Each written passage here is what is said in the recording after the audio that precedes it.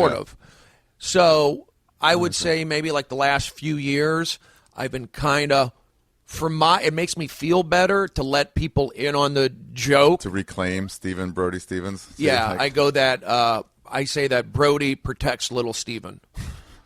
So little Steven is protected by Brody.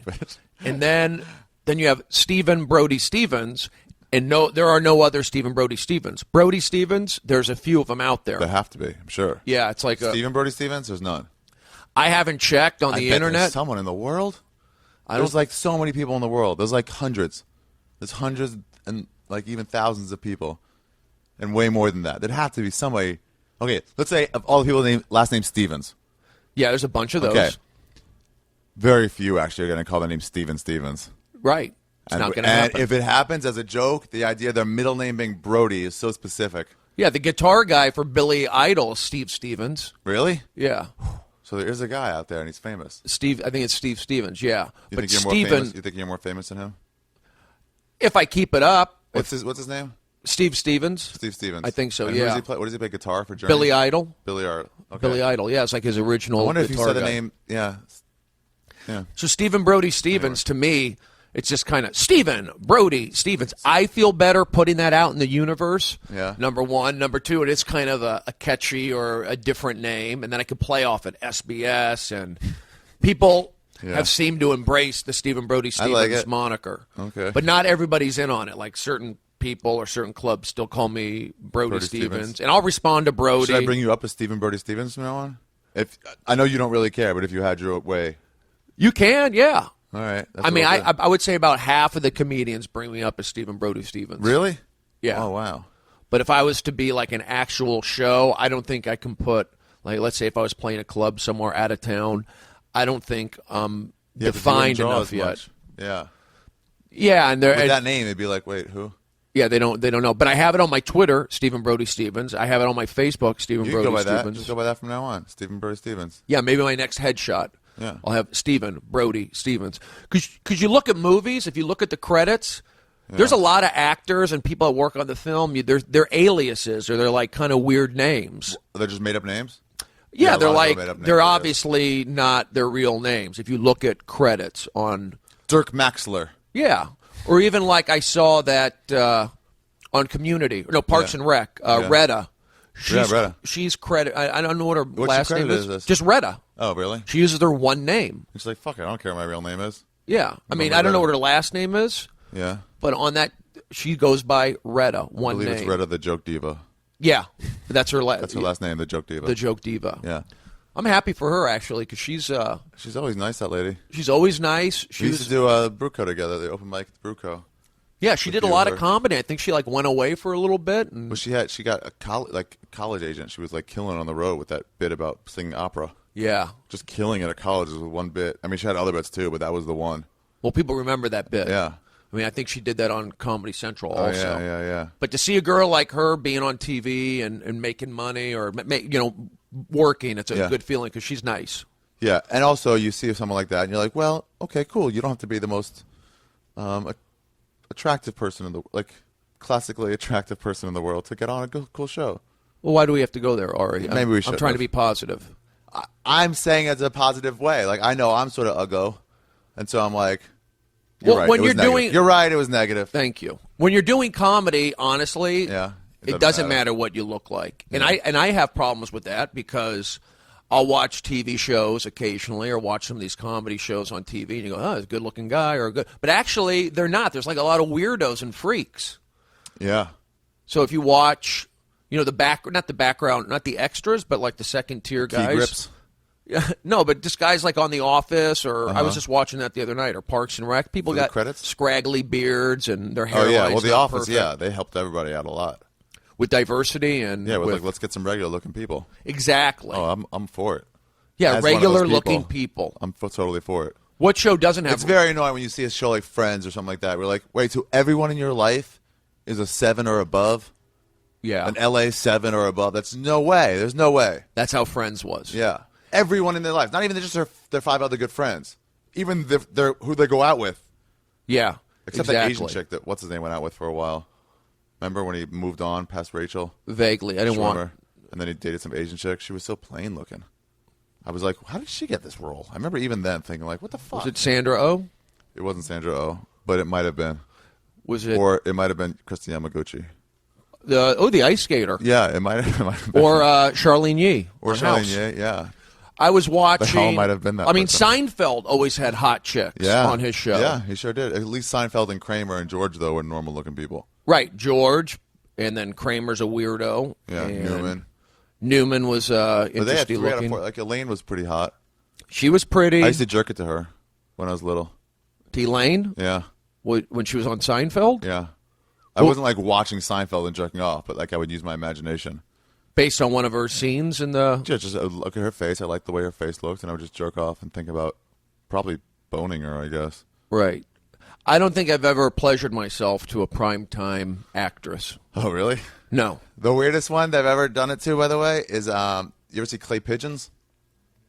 Yeah, that's with Janine Garofalo and Vince Vaughn. Yeah. Janine Garofalo's in it, Vince Vaughn. Yeah. You pleasured yourself to Vince Vaughn? No. I mean, that's a separate movie from Jurassic Park 3. Okay. But there was some chick that he's boning, that either him or River Phoenix or whatever Phoenix is boning, and she's super hot. She's showing her boobs. She's kind of riding him. It was just a really hot shot. I remember like that was super hot and jerking up to that. And then a couple years later, I was at the Comedy Store when I started there or something. Early on, the first couple of years, and someone who worked the front bar. I was like, "Where do I know you from?" And she was like, "I was in Clay Pigeons." I was like, "I've already beat off to you." You said that to her? No, you were in my thinking head. In my head, I was like, "I've met somebody that I've already beaten off to." I guess that's a good feeling. Yeah, it was weird and cool, but not like a porn star or anything. We're like, it's just didn't recognize. She's working the front bar at the Comedy Store. I mean, for me to like pleasure myself to somebody, there's got to be some kind of spark, like maybe a girl who's cutting my hair. What do you have to like them? Not necessarily like, but if there's some, she likes me. Right. You have to see a possibility of it going somewhere. Yeah. In order for you to jerk off to them? I would pleasure myself based on possibilities, not on. Well, yeah. Also, if you've done it already too, you can always go back to that. But I wouldn't do it off just a sheer fantasy. Yeah. Let me put myself in that scene, or let me be with you. It would more have to be like, I met you, we talked at the coffee shop, or you cut my hair. I keep going back to the hair thing, but. And then that would make you be like, okay, I can jerk off to that. Like a regular run-in situation with somebody. Yeah, or even when I was younger, going out to a bar, to a club, and striking up a conversation with a girl. And it's just based off chemistry. Later? Wow. Well, yeah, knowing that, that's you so know much what? different than me. There's a chance. Just give me a glimmer of hope. Crack that door. I used to have a rule with myself that I wouldn't beat off to people that I knew, because then that would somehow sully it, I guess. That could be weird. Or make it so that I've never. I actually like did people that. In my school, like high school. Yeah, well, I think that's normal though. High school. Yeah, but it's like I had these thoughts. I'm like, no, don't think about her. Think about someone else. Think about some celebrity. I mean, if you're a coworker, that could be a problem. Like I've already been with you. Wow, that's some sort of weird kind of revenge, isn't it? Where you're like, some coworker doesn't like you, and you're like, guess what? I'm gonna beat off to her later. You could use that as it's a power. It's a hammer. Yeah, if you have a boss that you hate but she's not bad looking, just fuck her in your mind that night, and do whatever you want to do to her. I mean, that is the ultimate. Your mind is that is the ultimate payback. But that can get you in trouble. Like if you are working with you're working with some cute girls. How will it get you in trouble? If they catch you doing it, maybe. Yeah, I don't have trouble, but it's kind of weird. It would be awkward a little bit, like to talk to her and go, you know what? I've actually pleasured myself to you. Yeah, you shouldn't say it. That's where you cross the line. Right. Unless like it's someone you're even with, and you tell them real quietly so they can't report you or prove it. And just like, even if the way you said it, I've pleasured myself to you. Yeah. Hey, I know it's weird, but it's uncomfortable. But that's what I wanted from you. You can't say that in the workplace. You'd be not in the regular trouble. Place. Even a TV show. Even a TV show. If you work TV shows either. That girl from Friends sued for sexual harassment. That writer. She lost though. Oh, she did. No one remembers. If you're in the writing room, it's like everything goes. I read the employee handbook. They're trying to be more corporate at the Comedy Stores. They are? Yeah. They put cameras up to make sure there's nobody robs anything. You mean at the Comedy Store here or all comedy clubs? No, Comedy Store and Comedy Store in San Diego. So you're saying there's cameras here at the Comedy Store in Hollywood now? Yeah. Where? In the offices? Behind the bars, hitting the stage, just because they don't want a suit if somebody attacks a comic on stage. They want to prove what happened. So you're telling me there's a hidden camera in the OR, the original room? Yeah. Where is that camera? You can't tell me, or it's not that hidden. It's probably back there somewhere. Oh, that's interesting. Yeah. It's probably a good protection. Yeah, sort of, except yeah, it is. I would say anything. No, it is. It's a deterrent. And even if it's not a deterrent, it's like, okay, well, at least we can catch somebody who did something really wrong. Yeah, some guy who jumps on the stage and punches a comedian. Or an employee that steals a bunch of money. Whatever. They're behind the cover booths, too. Yeah, I guess that's the way to go. Big Brother, right? Yeah, sure. I'm a fan of Big Brother. So am I. If you're not doing anything wrong, you got nothing to worry about. Yeah, people don't want that. They're looking. That's oversimplifying, but it's like, what do you mean? If you're pretty much law-abiding, then sure, take my conversations. Yeah, that's how I feel. I'm a good guy. Don't put it I've out got there. nothing to hide. Yeah, like don't put private conversations. Don't put it out for everyone to hear. It might be embarrassing. Yeah, but But at a comedy club, to make sure the workers aren't stealing, to make sure that the comics have been rushed before on stage at the Comedy Store, everywhere, but definitely at the Comedy Store. Why do you think? And comics have rushed audience members at the Comedy Store. There was some story about Arsenio Hall. This is what Harris Pete told me once. By the way, just so you know, the episode we're going to talk about the psych ward at UCLA. We are? Get to that, yeah. But we're allowed to talk about it. I'm very open about that. Yeah. My time at UCLA was great, but we'll get back to that in a little bit. But so we're talking about Harris Pete. He used to work the door at the Comedy Store. Yeah, and Arsenio Hall was on stage once, and so there was some heckle on the left, in the booth to the left, in the piano, and he kept saying something, and Arsenio was like, open your fucking mouth again. You know when you just leave lost with a crowd, there's 27 people there on a Wednesday, and one guy's making it fucking horrible for everyone. And he was like, open your mouth again, from on stage. He goes, and I'm going to, like, slap you with my my fingers. It's got long fingers. And then the guy, he said something again, and Arsenio Hall, I think smashed a bottle on the chair, on the table, and then rushed at him. Jeez. And they had to hold Arsenio Hall back. And Harris said as he was dragging an enraged Arsenio out of the room, he had to go, show's still going, folks. Please welcome whoever the next guy was. Yeah. And everyone's looking at it and listening. The show must go on. Yeah, he just kept it going as he's dragging the screaming guy out. Was this before or after the Arsenio Hall show? I think way before. So it didn't hurt him, that incident. If nobody knows you, incidents like that don't hurt you. Really? That Kramer incident, Michael Richards, yeah. If nobody knows who that is, he gets famous 2 years later. So it messed up his career still. Oh, I haven't seen him at a comedy club since then. But he was on Curb Your Enthusiasm, and they did a whole episode on friends. Yeah. But they talked about his issue with the black guy. Yeah. J.B. Smooth played the black guy, and they had a whole thing. It was great. So do you think after that, because he made amends, Maybe. So hopefully. But people still they still relate that to him. It's not like people have forgotten it. What he needed to do was get right back on stage and right back into the stuff so people just forget about it. But he did not. So the last thing he did that everybody really knows about is that. Was, screaming the N-word at someone. I mean, you can't do that. You really can't. I've done things similar to that, but not with black people. Only with Arabs. Oh, yeah. You can get away with it with Arabs or Asians. Are you serious? Oh, yeah. What do you call There's it? Like levels Muhammad? of racism you can get away with. Can't. I had two guys in the back that were so annoying. These hecklers that were so bad. These Arab guys. I just wanted to hurt them. And so I knew, based on Arab lifestyle, because they had those thick accents, like they weren't from here. Were they from Glendale? Encino? Detroit, Michigan? Dearborn? So I just started screaming about how I forget what it was, their embarrassments and all just the negative stereotypes that I could think that I know would hurt them, and their mothers are whores, and they're pieces of shit. Once I found out where they were, let's say Armenians, because those people are horrible. Let's say they're awful. Who, Armenians? Yeah. Nobody likes Armenians. Not the Kardashian kind, but they're terrible too. But what do they say about Armenians? They're Latinos of the Arab world? The Palestinians of the Arab world. Well, yeah. They love comedy, though. Armenians, they love to laugh. They do come out. There's plenty of good ones. They love to come out and laugh. But it's like a full 10% that are horrible, and that's way too much. Yeah, okay. Most other races, the bad parts of that race is only like 3 to 5%. There's a lot of Armenians that beat their wad. Anyway, so I just started, and they had to be dragged out, and everyone was laughing. It was going really well. Everyone else in the crowd was laughing, and then I remember turning to 2 black people in the crowd, like, it's so funny when it's not against you, isn't it? Oh, that's funny. And they laughed too, because obviously it is. Yeah, Arabs, and they can get fired up, right? They're the worst. They're the Ferengi from Star Trek Deep Space Nine. That's who they are. Just they bargain with you for no reason. I bought this place, buddy. Shut up. Just shut up. Yeah. Why are you wearing black on black again? That's their style. You're the worst. When you play cards with them and they beat you out of a hand, what, you think I don't have ace king, buddy? Come on. You think I don't have ace king? And it's like, you won my money. Shut your fucking mouth. So you have like deep relations with, it seems like, with some of these Armenian guys in your, I know you play cards. Are they big into cards? You deal with them a lot? They're bad people at the card table. Asians, they might outsmart you or not, but like at least they're just regular. The Armenians are the worst to play with. Do you ever get, I'm sure you've talked about Armenians on your show before. Do you get negative feedback like, hey, Ari, stop saying about Armenian people, or like, we're not all that way, you better watch out, or do you get any? If I get any feedback, I put it in my mind kind of like when an elephant gets separated from her young ones, and she's sort of like, she doesn't have real emotions, but she has them down there. She can't express their emotions. Yeah. They just come out as sounds, just elephant sounds, like, so when Armenians get mad at me for making fun of them, that's how I feel it is. Just basic animal sounds. Well, I'll tell you, I did a lot of audience warm-up. I'm joking. It's not that bad. Yeah. It's kind of funny. And do you deal with Armenians? It's kind of funny that the zoo, LA Zoo's by Glendale.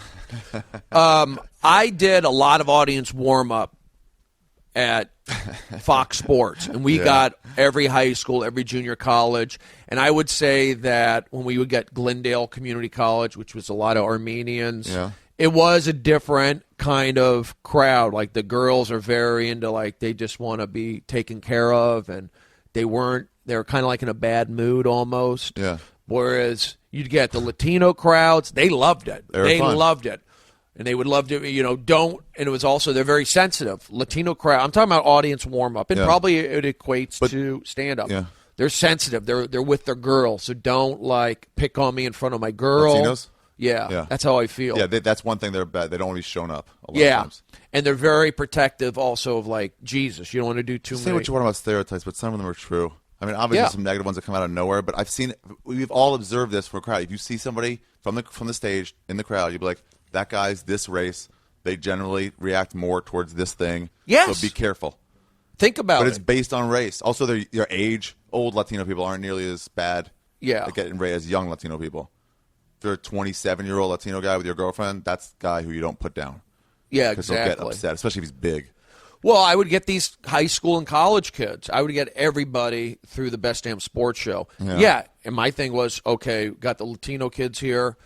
They can get sensitive, the guys with the girls, and don't talk about Jesus. That was my thing. Asian kids are usually, like, too smart. They don't want to be there, but they can turn it on. You can, like, say, guys, just clap and laugh. You know what to do, all right? So we would clap and laugh, and then during the break, I'll leave you alone. I'm not going to, like, try. Yeah, I've never really seen Asian people doing that snarky thing where they say something under their breath in the crowd, but not too much under their breath, so they know the comic can hear it. Like, this guy sucks. Just like that loud, and you're like, shut your fucking mouth. Yeah. They won't do that. They're smart. They're smarter than me. So I go, guys, clap and laugh, and then during the break, you want to do math, you want to talk, I'm not going to bug you because I know you can turn it on and off. Yeah. And then you would get, like, the black crowds, the inner city kids, and they want you to frickin' bring it to them. Yeah. They want you to get in their face and yell. That's culturally part of their sense of humor. Yeah. And I would get these football teams, so you would get those guys too, and you can really, like, dig into them because they want to be told what to do. They're looking for direction. Yeah. And I never had a high school football coach say, hey, bro, you're being too hard on my kids. I never had that. They would, like, because high school, you got to sit up, pay respect. And I would always say, like, on our show, we have NFL football players, guys in the Hall of Fame. Don't you want to meet them and talk to them? You could, but you got to sit up and bring energy. So you give them, like, a little pep talk. I was great at giving pep talks at the Best Damn Sports Show. Yeah. I bet you would. I never saw you do warm-up, but I bet it'd be fun. It's fun, usually, I'm good at variety shows. If you were to say, Brody, do audience warm-up, and I may have to get back into it, who knows, at, say, a sitcom, which is 4 to 6 hours, and the crowd is very down the middle, I would probably struggle. I'd be stressed. Oh, yeah, I bet. It would take me, unless they said, Brody, you got the gig. Do whatever you want to do. Yeah, no, I don't care. If it's yours for 2 years. We don't care. Just do what you want. Exactly. Then, I think that's everything. You can excel when there's no pressure on you. Yeah, because I remember I did... There's a chick I like now, and it's like texting her is way harder than texting some girl. You got to think what you're going to say. You're just okay with, You got to like, I don't want to mess this up. Instead of just like, just be yourself. You're fine. Yeah, and I feel that way sometimes with celebrities texting them or somebody who doesn't. You get self-conscious about email is hard. Me too. I had to write to one, and it's like you write back, and it's like, you rewrite it. You're like, I don't want to say the wrong thing. You're like, why? Just write. If I write an email to you, I'm just like, hey, what's up, dude? Right. Or fucker. I'm not going to worry if you get mad at me using the word fucker or something. Right. But yeah, with celebrities. But these celebrities probably get a lot of email, and they're going to compare your email. Yeah, you get in your head. Yeah, you get in your head. That's the only problem. And you shouldn't do. And I'm. You know what? I think that got me talking about being in the head. I think speaking of getting your head, yeah, that kind of got to me a little bit too. You know, being too thinking about what other people think. And then I let that go a lot recently. Like people can think what they want, and if they think. Like, I used to think, I saw some old comics that were like 41, 42, and like single and still dating like younger girls. Sounds like me. And I remember thinking, I remember when I started, I remember thinking like, oh, that's so sad. They don't have a wife and a family. Then later I'm like, oh no, I totally get it now. Yeah, like, I mean. It's great to fuck 23-year-olds. Yeah. That's a great thing. If you can, it's completely legal. It might be a little more empty, but there's still a very big positive to doing that. Definitely. So it's like, that guy shouldn't care if I thought he was sad. He's happy, so it shouldn't matter what some young comic thought of him. Yeah, exactly. That stuff used to handcuff me. So you would feel you'd be sad for the guy, you'd say, who was like 41, who was with a hot young chick? Yeah. Because he wasn't married? Because I was way more conservative back then when I moved out here. Uh-huh. And so then it was like, I just saw that as like what I thought of as a version of success in life was to get this family. I was like, well, you're not having it, so that must be sad. Well, I think that's an American standard is you want to have, own property, be married, and have a child. And then if you're not, you're like, oh, you must not be. And I would also think of someone who's my age and even now, and like, you don't have a house? How can you not have a house? And I'm like, no, there's plenty of renters. I just grew up in a house, so I thought that was the version of reality that you had to get. Yeah, it's tough. I mean, I think here in Hollywood and in this world and in the comedy world, it's a different world. And and that's probably why I feel it when I see people younger than me, people not in the business as long as me, who are like set for life. Oh, yeah. That's what kind of like stresses me out. And I shouldn't do that. It's because you feel like you're falling behind. But really, their progress has nothing to do with your own.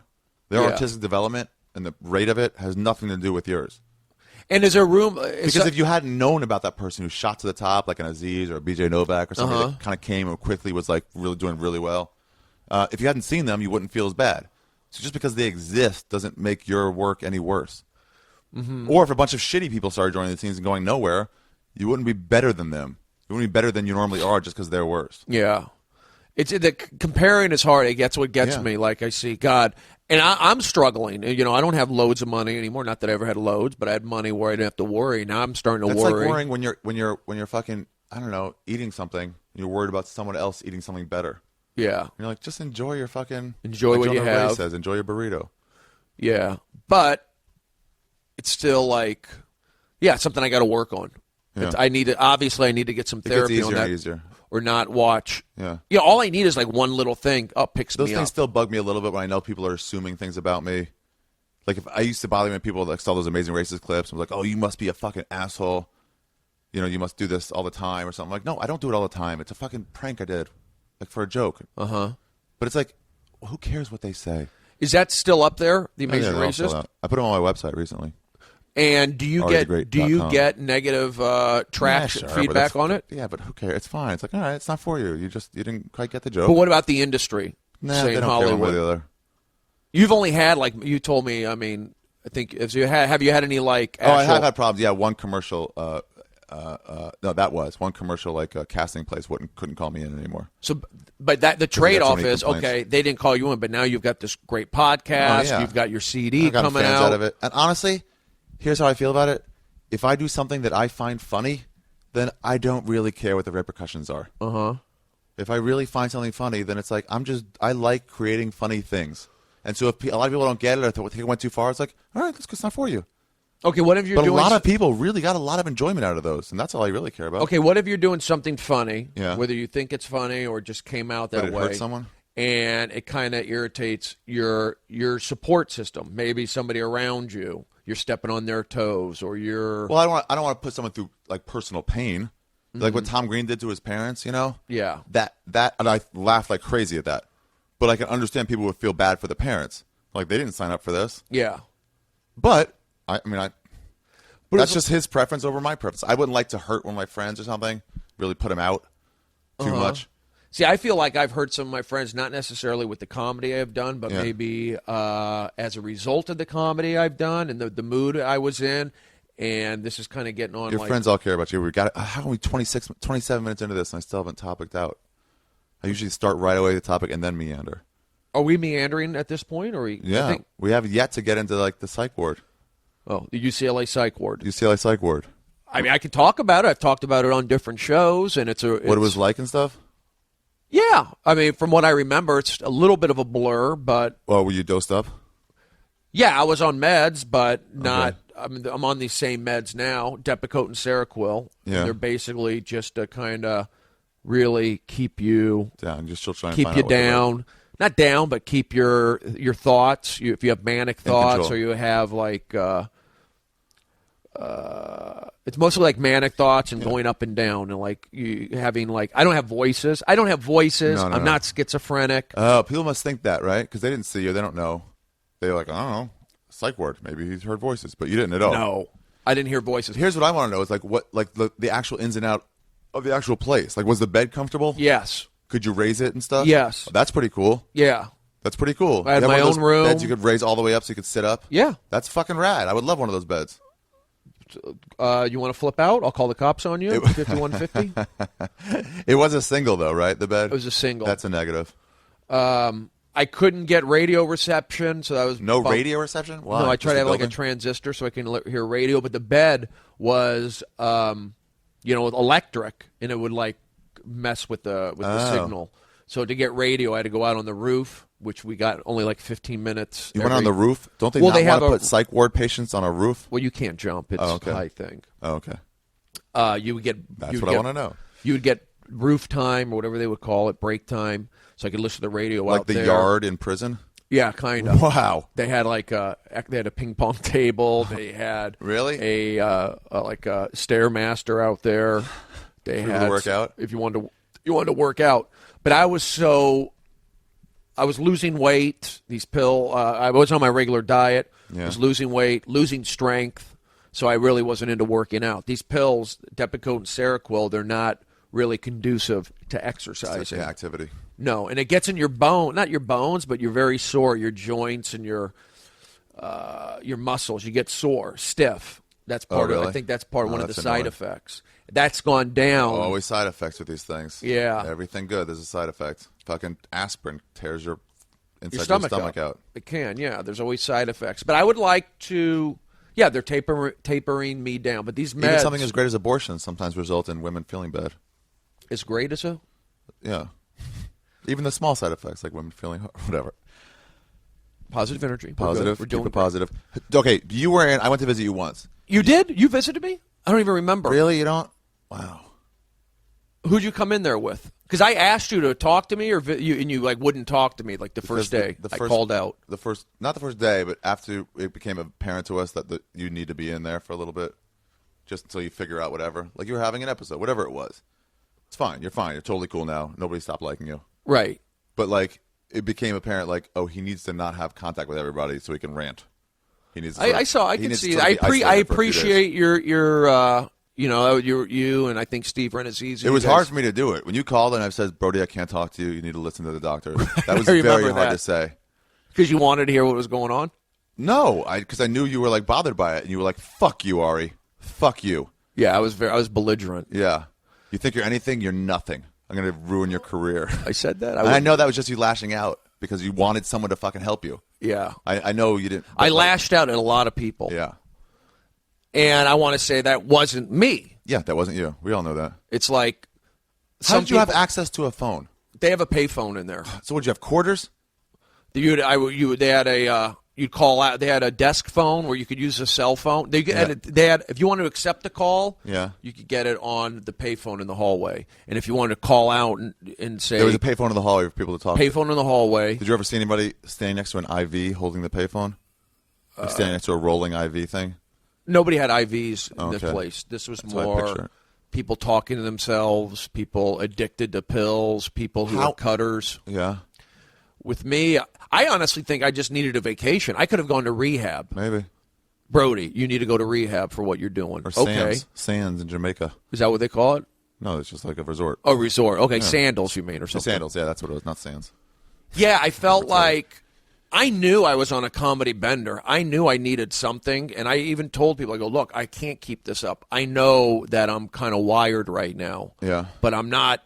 I never thought that I was going to be suicidal or homicidal. I the yelled at weirdest some guys. but it escalated at some point from less mania to more. To more. So it wouldn't necessarily stop there. And here's the weird thing about the brain that I figured out. Just like when girls are on PMS and they know in their heads that, no, this chemical change in my body is making me short-tempered, so I should be careful of that. But their like brains are telling them, no, you're still angry. That guy's an asshole. Right. He doesn't have his shoes tied. Fuck, like, yell at him. Yeah. I couldn't have my shoes tied. No shoelaces allowed. No shoelaces allowed. No Nope. worried about people doing stuff to him? Yeah. Did you make friends with anybody there? I talked to a couple of the girls in there. I talked to a couple of the guys at first, and the first one I remember that forget their names. Who? But okay, yeah. But some doesn't other people. matter. You had your own room. Had my own room. Like other not inmates. Inmates. Other Yeah, inmates. thanks. That's what they're called? Patients, I suppose. Everyone had their own rooms, and then there was a common area where they would have the TV, magazines, arts and crafts, and they would bring the food out. The food was actually pretty good at UCLA. Oh, yeah, I was going to ask you about that.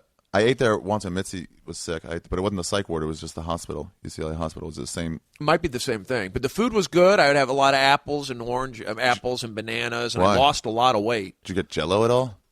I picture Jell-O being served a lot. No. With, like, fruit inside of it. No, they had actually, like, good. I would drink a lot of Gatorade because these vitamins, they're not the vitamins, the pills make you dehydrated. So drink a lot of Gatorade. Ate a lot of apples, bananas. So I guess I was, because I got off Lexapro. I was fine. Yeah. I was fine in Ireland. I was fine in Montreal. And then I got sick, I think, from the travel and from all these things happening. Yeah. That's what triggered it. It's not like this came out of nowhere, like Brody's lost his mind. No, I stopped taking. You always had a lost mind, but the stuff that helped you stay. Dude, I'm on pills too. And they're like, what happens if you stop taking them? I'm like, you die. You kill yourself. Or whatever happens to you happens. Well, I was not on meds in college, and and then at some point I wasn't either. I probably should have been. I would have been a better baseball player. Maybe some roids. Yeah, something. But I think if Going I back honestly, in time, if you could go back and do it again and take roids through high school and college, so you could be a better pitcher. I don't know if those make you better pitchers, but I would have definitely. I think I would have. Being on an antidepressant or something like that, Ritalin or whatever it was, if I was on that in high school and college, I think it would have made me a better player. Because, I get nervous. It takes me a little. I'm a slow. I don't just jump right in. I'm like, I test the waters. And look, I've done 2,000 audience warm-ups. Of course, the first couple times I was nervous, and of course, when I went to these shows, like I was telling you, like. When I would fill in for do a show, it would make me really nervous, and I wasn't myself. So I think because I'm hard on myself and I'm very in the moment, it's a good idea for me to have a little something to take the edge off. I'd like to find out maybe there's something natural. Once I taper down on these, I'd like to get on some kind of natural program. That's the problem. Everybody thinks like that's not natural. It's like whatever. Your brain's a little sprained. Just take some pills. Yeah. It's just like anti-inflammatories, like ibuprofen. But I want to get to the point where but why get to the point? If you had a fucking broken leg, yes, you wouldn't be like, I want to get to the point where I don't need an inside metal rod in my leg anymore. Yeah. Like it's just you weren't born like the same way as everybody. Everyone's different. Yeah. Who cares? In depression, some girls need to wear high heels all the time because they're 5 feet tall, and they have to. But they can't be like, I just want to be tall on my own. Well, that's just not going to happen. Not going to happen. So who cares if you wear heels or extensions? Yeah. Or if you have to take Propecia to keep them going bald. Well, I was taking Lexapro and it was working. The only thing I didn't like about it was like I couldn't drink alcohol so much, and it would make me pee 3 or 4 times a night. I'd have to get up and go pee. That was it. Other than that, I felt like it worked, and I could probably have used some talk therapy. I think, especially with a lot of things that were positive things that were happening to me. Yeah. And dealing with that. So I think I had a lot of triggers. I think the travel, maybe the pressure of this HBO thing, maybe the excitement of hosting TMZ on top of being off the Lexapro. And then you factor in people are saying, Brody, you're not being yourself. And that kind of like poked at me a little bit. Oh. And I go, guys, I am being myself. So when you got in there, you were kind of sort of rageful against what people were saying about you? When I went to the when you got in there for the first time. Yeah, I was a little upset. What do you think was happening when you got put in there? Like, were you like, what the fuck? Like, let me out of here? A little bit, yeah. I wanted to leave. I didn't try to escape or anything. You didn't try to escape? No. Did you think about how you would if you wanted to?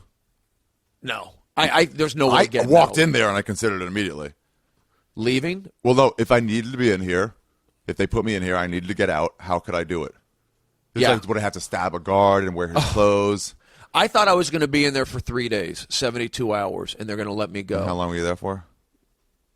17 days. 17 days. Yes. That's a lot longer, especially when you don't know when the end is now, because now it's day 4 and 5, and you're like, I should already be out. Yeah. I felt like I could have been out earlier, but I didn't say, you know what, they want you to say the right things. Even though you might be feeling something else, they want to hear that, okay, I'm not going to freak out at Starbucks and yell at somebody. I'm not going to fly off the handle in public again or whatever, and I understand. That's what they want you to say, not that, I got off my Lexapro and it caused me to freak out. They want he thought the doctor. Did he just say the right things in order to let you out? You got to say the right things. And can they tell if you're lying? Is that the deal? Yeah, they probably, because I had a chance to get out early after this. I 72 hours, then I had another one. He said, no, we're going to keep you another 5-6 days. Yeah. Then I went on a hunger strike, 24-hour hunger strike. You didn't eat for 24 hours? Yeah, I was pissed. I felt like I should be out of here. Come on, I'm fine. I know a lot of the guys around the store and comics in general were like, what the fuck? We got to go visit. They're keeping him in there. And I was like, guys, his car didn't just happen to break down in front of UCLA psych ward. They're medical professionals. Really good medical professionals who are saying, we think this patient needs to stay in here. I'm like, I'm not smarter than the guys who work as doctors at UCLA psych ward. No. They're smarter than me, especially about psychology. And I trust the doctor. Yeah. Even though he said going off the Lexapro was not what it caused it. He thought I had a manic episode based off the other stuff. All these other things. And my thing was, interesting. I think it's the Lexapro. I don't know why he doesn't I would think so too. But I don't have no idea. You don't think so? I would think so. Yeah, everywhere you read. Caused the manic episodes. That's what triggered it. Yeah. That's what made me susceptible. Susceptible. Yeah, that's what. It didn't cause you to have manic, but you're susceptible to having all these things going on for you, and like 1 or 2 negatives could throw you over an edge suddenly. It's like HIV. It makes you more susceptible to disease. AIDS. You had HIV of the brain. Yes, HIV of the brain. Now I'm on AZT of the brain. Here's where I thought I would get out, because you go in, you have to buzz you in, and you have to stay in a center area until all the doors are closed. Yeah. And there's 2 other doors. And once those are all closed, then you can get into the passageway you want. Or the 2 doors. I would never try and sneak out. I'm not that. I snuck in What a if you were phone. there for like 3 months? Yeah, well, maybe at that point. But you snuck in a phone? Yeah, at first. Well, I had my friend have a phone. Who? I forget who it was. Might have been. Was it you? No. No. I had somebody bring a phone in and take some pictures of me. Benji. Maybe it was Benji. You don't remember these things? I remember Benji. I think Don came in. Up, huh? Yeah, I mean, my memory's kind of whacked right now. You were there when I was there. Yeah. You were present. You were still a little bit like, you were just like backtracked for like a day. Mm-hmm. You're like, no, these people did it to me. And people were like, no. Yesterday you were saying. I think you would just backtrack a little bit. Like, yesterday you were saying you get it. You understand why you're there. Yeah. I was a little bit in a haze. But I'm going to say again on your podcast, Ari Shaffir's Skeptic Tank. Thank you. I think what triggered all this was me stopping my Lexapro cold turkey. Yeah. Because you're super not supposed to do that. Even when a doctor says, okay, I think you're done with, I take the Cypramine or whatever it is. Even when you're done with that, you don't just stop. You cut down 25 milligrams every 4 days. Yeah, and I didn't do that properly. And I was on a good run. I was on a good roll. Yeah. I went to Ireland. I'd never been there, and I did well in Ireland. I'd never been to the Montreal Comedy Festival. I did that. TMZ, I knew I was going to host. You never been to Montreal? No. It was fun, right? Yeah, it was fun. It was a lot of fun. We had fun up there. And nobody up there said, hey, Brody, slow down. You're acting out of control. No one said that. And I felt good, and I knew I was going to come back and host TMZ, so I was excited. And then when I hosted TMZ, and I also did the UCB Theater on their Tuesday night show, which I never close out. I got to close out the show, and I had a good show. Oh, really? Did you close out? Yeah. And then Who'd you go after? I don't know, maybe Bob Odenkirk or something. Wow, that's pretty big there. But I normally would host or do an early spot, but this one they let me close out. Yeah. And I was kind of euphoric. But when I started getting people say, Brody, what's wrong with you? It just kind of like lit a fuse under me. Like when my friends are, I don't know what's going on with you. Yeah. And I was saying, guys, that I'm made fine. it worse. Yeah. Yes. And people are like, but you seem different. So like, yeah, I was getting. It didn't look like regular celebration to us. Right. It looked like something different than someone just having a good time and just letting off steam. Yeah, I was probably like letting out a lot of demons, maybe. I don't know, but I don't know. But I was getting good feedback on Twitter. I was doing this stuff on Twitter, and the people on Twitter were kind of like, "Hey, Brody, because they're like, keep it up. It's they like the world." And they're just pushing you more into some category in your brain. Yeah, I was getting good feedback on Twitter, so that kept me going. And then I would get phone calls or texts from my friends, and based on those, I would go back on Twitter. So people would see these jumps on Twitter, like this guy's losing, this guy's going crazy. But I was also responding to people who were twittering me. So much. I know so much. I know I was. It was like 30 times an hour. It was a lot. My fingertips were hurting me. Really? But I knew I had Your an audience. Fingertips literally hurt you from. Yeah. I'd ice my fingertips. That's why I think a lot of celebrities are going crazy because of Twitter, because they get instant feedback, and most of it's positive. People just wanting to kiss up. Not kiss up, but like, I'm a fan of yours, and I like you because of that. And so most of the response they get is of a fan. Mm-hmm. So people think they're awesome, like Ashton Kutcher, whoever. Right. Because all these people are like, yeah, you're great. Fuck that person who wronged you. And they just take your side, so you never have to look inwards. You just be like, yeah, see, all these people are telling me I'm right. But that other person you got into an argument with, all their fans are telling them, fuck that other person. Yeah. You're right. You know what? Nobody looks inward. I think you hit the nail on the head. I think a lot of it was Twitter. That form of social media. It kind of like pulled me in. Yeah. And that was people. Yeah, it brought me in, and it was an outlet for me. Maybe I should have just blogged. Who knows? But I probably would have said some of the same things. But Twitter was like right there for me. You're one of the big reasons I don't follow anybody on Twitter anymore. Because it was clogging your feed? Because it was clogging my feed so much. I like to keep it like 100 people or less so I could sort of see what everybody's saying. And so that means I couldn't follow 500 people. So I'd like decide. So if somebody's being unfunny for like a month, I'd be like, all right, enough. But here's my thing.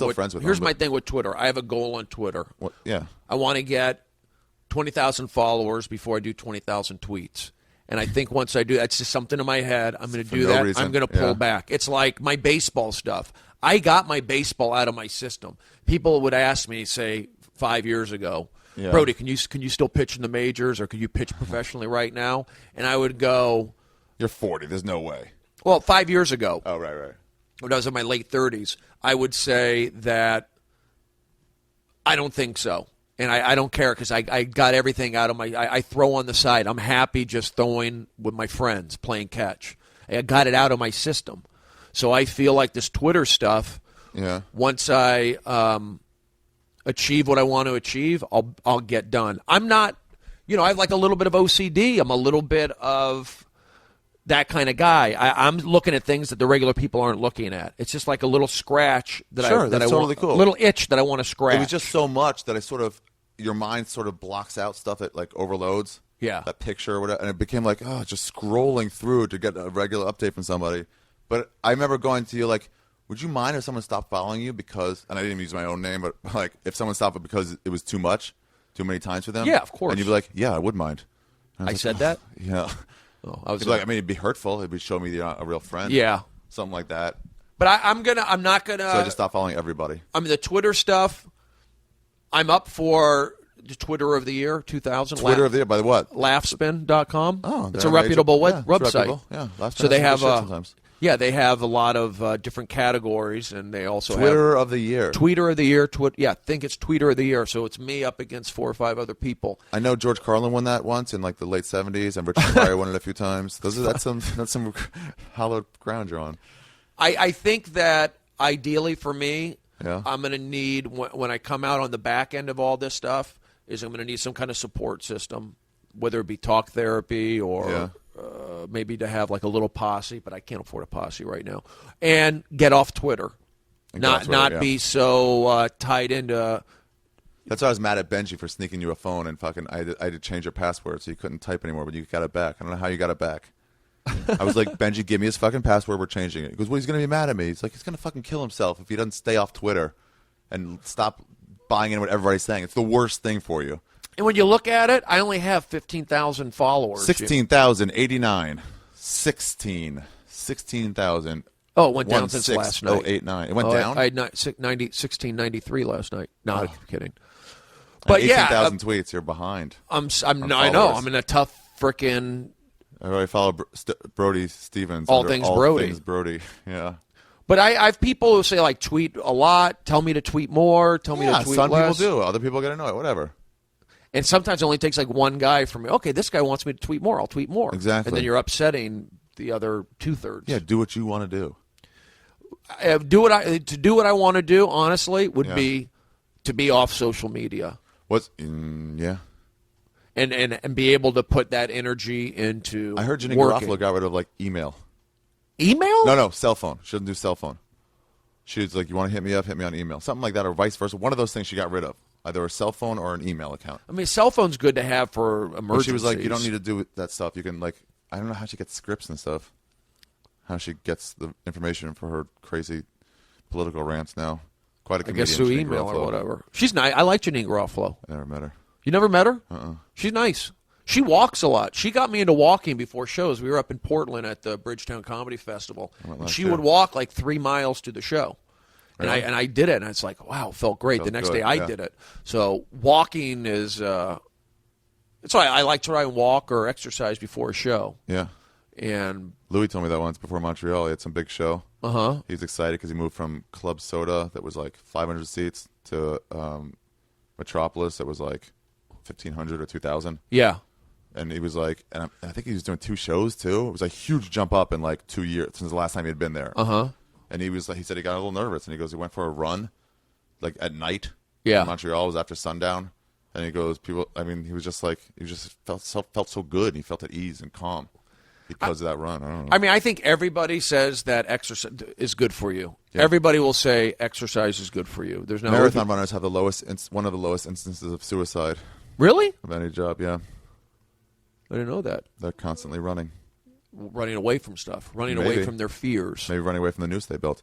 Let me ask you a question. Sure. Were there any hot chicks locked up with you at the same time? There were a couple cute girls. One was a cute girl. She kind of looked like Kristen Stewart a little bit from. So you're telling me a 6? Yeah, maybe a 7 if she was really dolled up. Worked on it. Okay. But she like jumped over a table and charged at me. Charged at you? Yeah. Why? I said something about. I asked her, like, are there any more chocolate ice cream? She like really jumped over the table. What was you she son in of for? a bitch. Just everything. She jumped over a table. Yeah, that's a new form of rage when you don't run around the table to get to somebody. But you're like, I can't be bothered. Yeah, she would snap. She snapped at me once, and the next day she said, "Oh, I like you. I want to have your baby." Did you consider it? Yeah, come. I have my own room. Come on in. No, I did not. Honestly, yeah. I'm very. You need to connect with people before you. I need to connect with people, and I was on meds. I'm not having an erection. I'm not really sexual. Yeah. That'll happen sometimes. I'm kind of celibate right now. Really? A little bit. Well, speaking of celibacy, can I just talk about my sponsors for a second? Yes. Let me get these things out. Ari is getting his sponsors. It's AdamandEve.com. They sell like sexual toys and videos and junk to help that stuff. Yeah, sure. For the few of us out there who masturbate.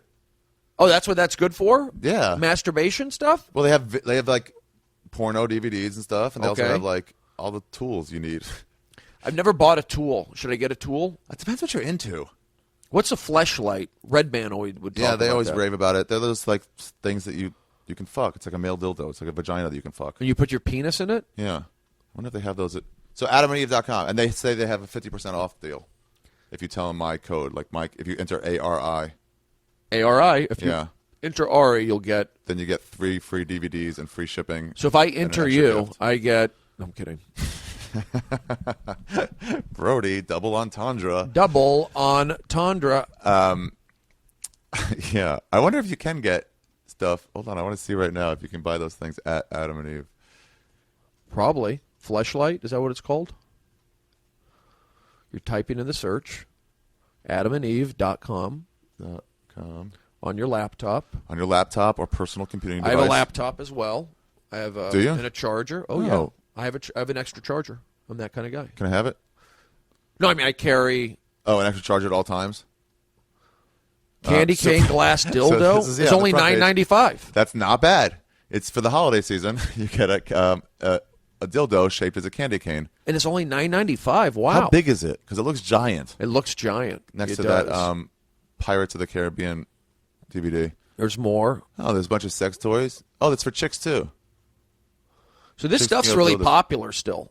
But still, fucking and any sort of sexuality has been popular since day one. And it won't go away. It won't go away. We just discovered the internet, and just our norms have gone way down now. So we can get into anything. Look, one of those vibrating cock rings. Have you ever get worn anything one of those? Anytime. Macho There's a little Stallion bullet, power erection bullet. Keeper. Erection keeper? Yeah. Trapper keeper. Erection keeper. Yeah. What about like the lube? real I've dolls? used lube before. I've used lube plenty of times. Oh, a lot of guys do. Yeah.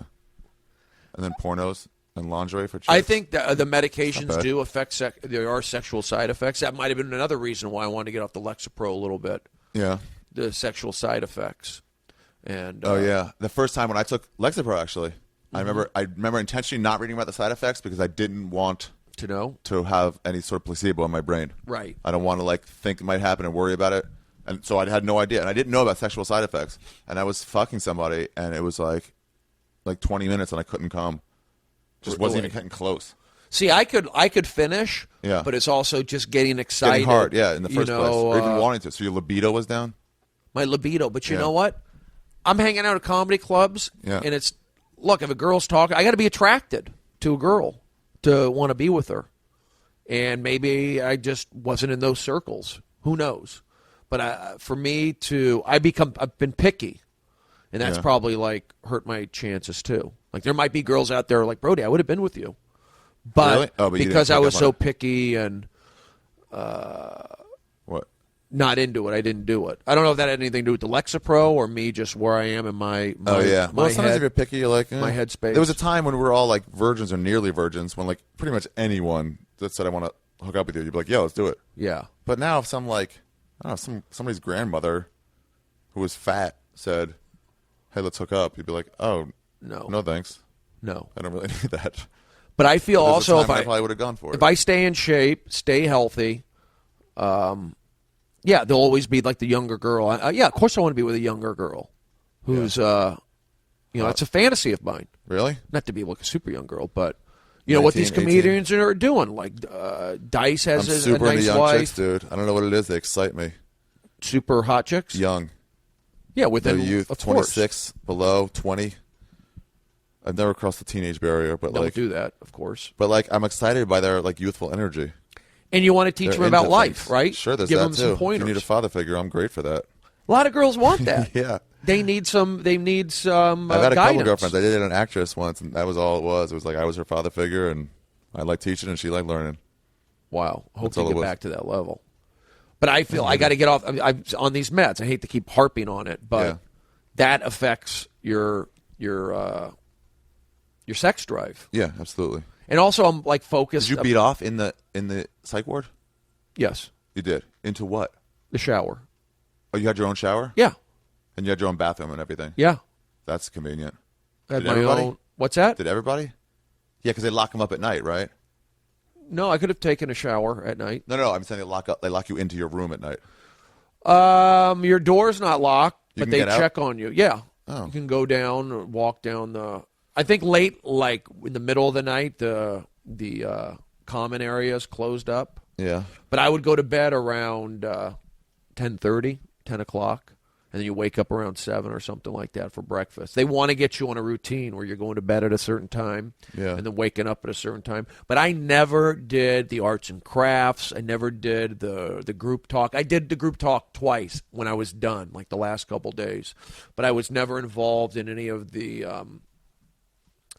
the therapy or because I knew that I want to say, like I said, that I didn't belong in there, but for the most part, I didn't. I mean, I felt like this could have been done a different way. I could have gone to a rehab clinic, or I could have gone to a psychologist or a psychiatrist. So Brody, what's going on different? I'm not taking my Lexapro. Okay, let's get you back on your Lexapro. Yeah, if you talk it out to a therapist, they can be really clear with you. It's like, wait, you're starting to feel bad, and you stopped Lexapro, so do you think those are connected? And you'd be like, oh, yeah, probably. Let's get back on. That's what. And by then, but once I was off the rails. Why aren't you talking to a therapist? Huh? Why aren't you talking to somebody? I am right now. You are. No, I mean, why aren't you talking to somebody professional? I think part of that is due to these meds. I'm not making an excuse. It's kind of hard to get things done. Do you think it's the same thing of like where you're like, I want to do it on my own and not have somebody's help? No, I want help. Oh, okay. I want to get involved in talk therapy. I want to get involved in some kind of maybe like an AA type thing. I think it would be helpful for me just to get all that stuff out. Not as a comedian. Al-Anon. I went to a few Al-Anon meetings to research a role once. Yeah. And was it helpful? It was really nice. You sort of mention your problems. No one gives you advice on how to fix it, but just talking it out loud in front of people. My problems were made up because of whatever scene I was doing. Right. But even that was just like, I don't know, sort of aren't cathartic. There? I mean, people make jokes how there's in LA especially, how there's tons of therapy groups and Alcoholic Anonymous. There's a meeting everywhere. But I can see why. I mean, this is a stressful town. And people can use the help. Everyone needs a hand up. It's not a bad thing. If you trip and somebody offers you a hand to help you up, you're not a weak person. You're just like, oh, cool. It's a lot easier now that you helped me. The Laugh Factory has a psychologist. On duty, right? On duty. You can go after you get off stage. I think I need to go make an appointment with her. People used to shit on Jamie Masada. He owns a Laugh Factory. For doing things for press's sake. Free Thanksgiving. Free Christmas. Free high holiday services. For Jews in the community. Yep. And that therapist and stuff. And you can say he's doing it for publicity all you want, but he's at the core of it, he's doing something nice. Yeah. He's offering free therapy to He called me a couple times when I was in the hospital. He wanted to come in. Yeah, he was trying to get in, but he had a problem getting down there. But Jamie's been great to me. That's good. Very supportive, reaching out, giving me spots, letting me host down in Long Beach. He wants to help me get back on TV, and I'll show my face there tonight. I didn't get a Hollywood But you've been going up there. Yeah, like once every couple weeks. Yeah. But I show my face there a little bit more. He never really books me there, which I'm fine with. Yeah, I mean, that's a bright club. It's happy. Yeah. They want jokes. But late at night, you can kind of do some... I love performing there. The few times I have, I love it. Yeah. It's a really nice, clean club. It's nice. The staff is... Yeah. The staff Not is the nice. most places in the world to hang out because you can't get too loud upstairs. Right. Because they can hear you from around the corner. Yeah. Like the store has more places you can scream at each other if you want, and it won't disrupt the show. Or whatever. Or even in the main room when it's closed. Yeah, exactly. You know. But Laugh Factory, you're right. Like it's not a destination hangout spot. Yeah. The Improv, you can scream if you want to. Improv is good. Area. That's one place I neglect is the Improv on Melrose. I feel like go there on Wednesdays when they do Comedy Juice. Is that a good time to be there? Well, it's like a lot of comics go that night. I need to do that. Yeah. Show my face. Or you should go on January 3rd when I do my next storyteller show. Oh, you are? Yeah. School stories. School stories. I have stool stories. Do you want to do it? School. Yeah, I'll do it. I mean, I asked you in Montreal, and you kind of seemed sort of scared of it. What was in Montreal? Sex stories. Sex stories. I asked you before Montreal, too, and you also were like, yeah. Because I'm not a great storyteller. But we did that storytelling. Me, you, and Jeff Ross, they're in the main room, didn't we? We did a little storytelling. Remember? Yeah, we did about from a long time ago in New York. Yeah. You guys got into a fight or something a long, long time ago. It doesn't matter anymore, but it was like fun hearing those stories. Yeah, Jeff Ross was mad at me. Yeah. And he was one guy, and I apologized to him just recently. He was one guy that I ripped on Twitter. Really? When I was in this rage. You would get in a rage over anything. I was mad at Jeff Ross for... The weird thing is, go ahead. Yeah, there's like 6 guys I ripped on Twitter. Jeff Ross, because he was mean to me in New York and held it against me for like 10 years because I distracted him or something like that. And it wasn't intentional, my distraction. So the weird thing is, that's all you say that at night. You're like, well, I'm sorry, I didn't mean to do that. If that's what the result, if I distracted you and messed you up on stage some night, you're like, I'm sorry if that happened. Yeah. But then the next day, you're like, no, fuck him. Like, your mania talked you into getting mad. Yeah. And then I got mad at Jim Gaffigan. Of course, because for eating all the bacon. Well, he would call me murderer, like when he first murderer, like I looked mean, like from Seattle. From a long time ago? Yeah. And so you've been harping on that? Well, not that, but I sent him a direct message on Twitter about something friendly, and he his response back was not to your liking. Yeah, so that triggered me to say "fuck you, Jim Gaffigan." Okay, you recognize now these are like sort of unbased responses, right? Or they don't quite. I was justified responses. Yeah, I was taking a little chunk, not even a chunk, a little thing, and going put it on there. Adam Carolla for me hosting his show. You were mad at him for hosting his show? Well, I hosted it, and I had like 400 negative reviews.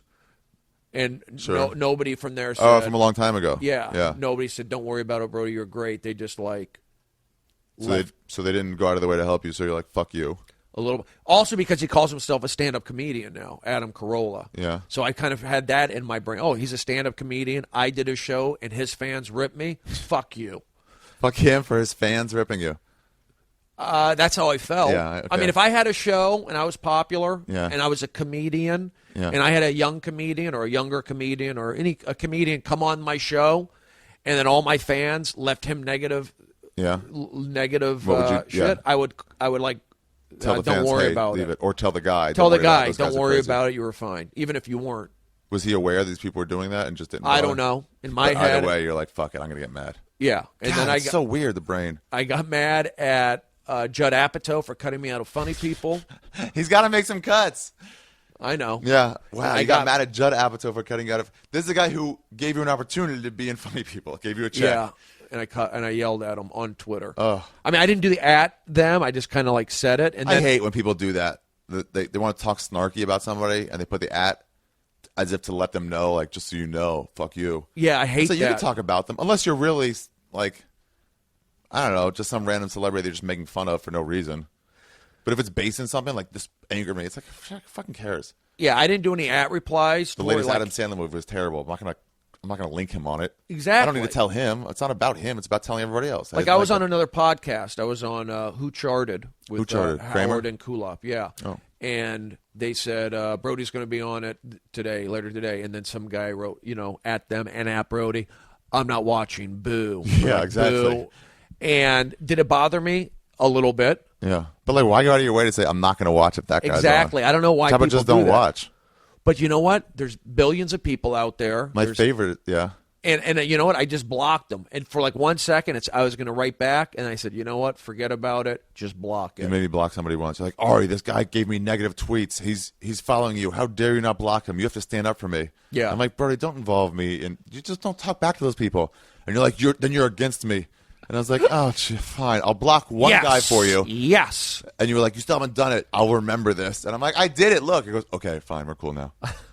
Twitter's caused some problems. Yeah. I'll be honest. Anything you can be addicted to. Anything. Is there a Twitter anonymous thing here in LA? There will be soon. Like social media anonymous? Yeah, there should be if there's not already. Let's look. Hold on. Keep talking. Twitter anonymous. So I did that, and, I feel like I need to apologize to a lot of these people.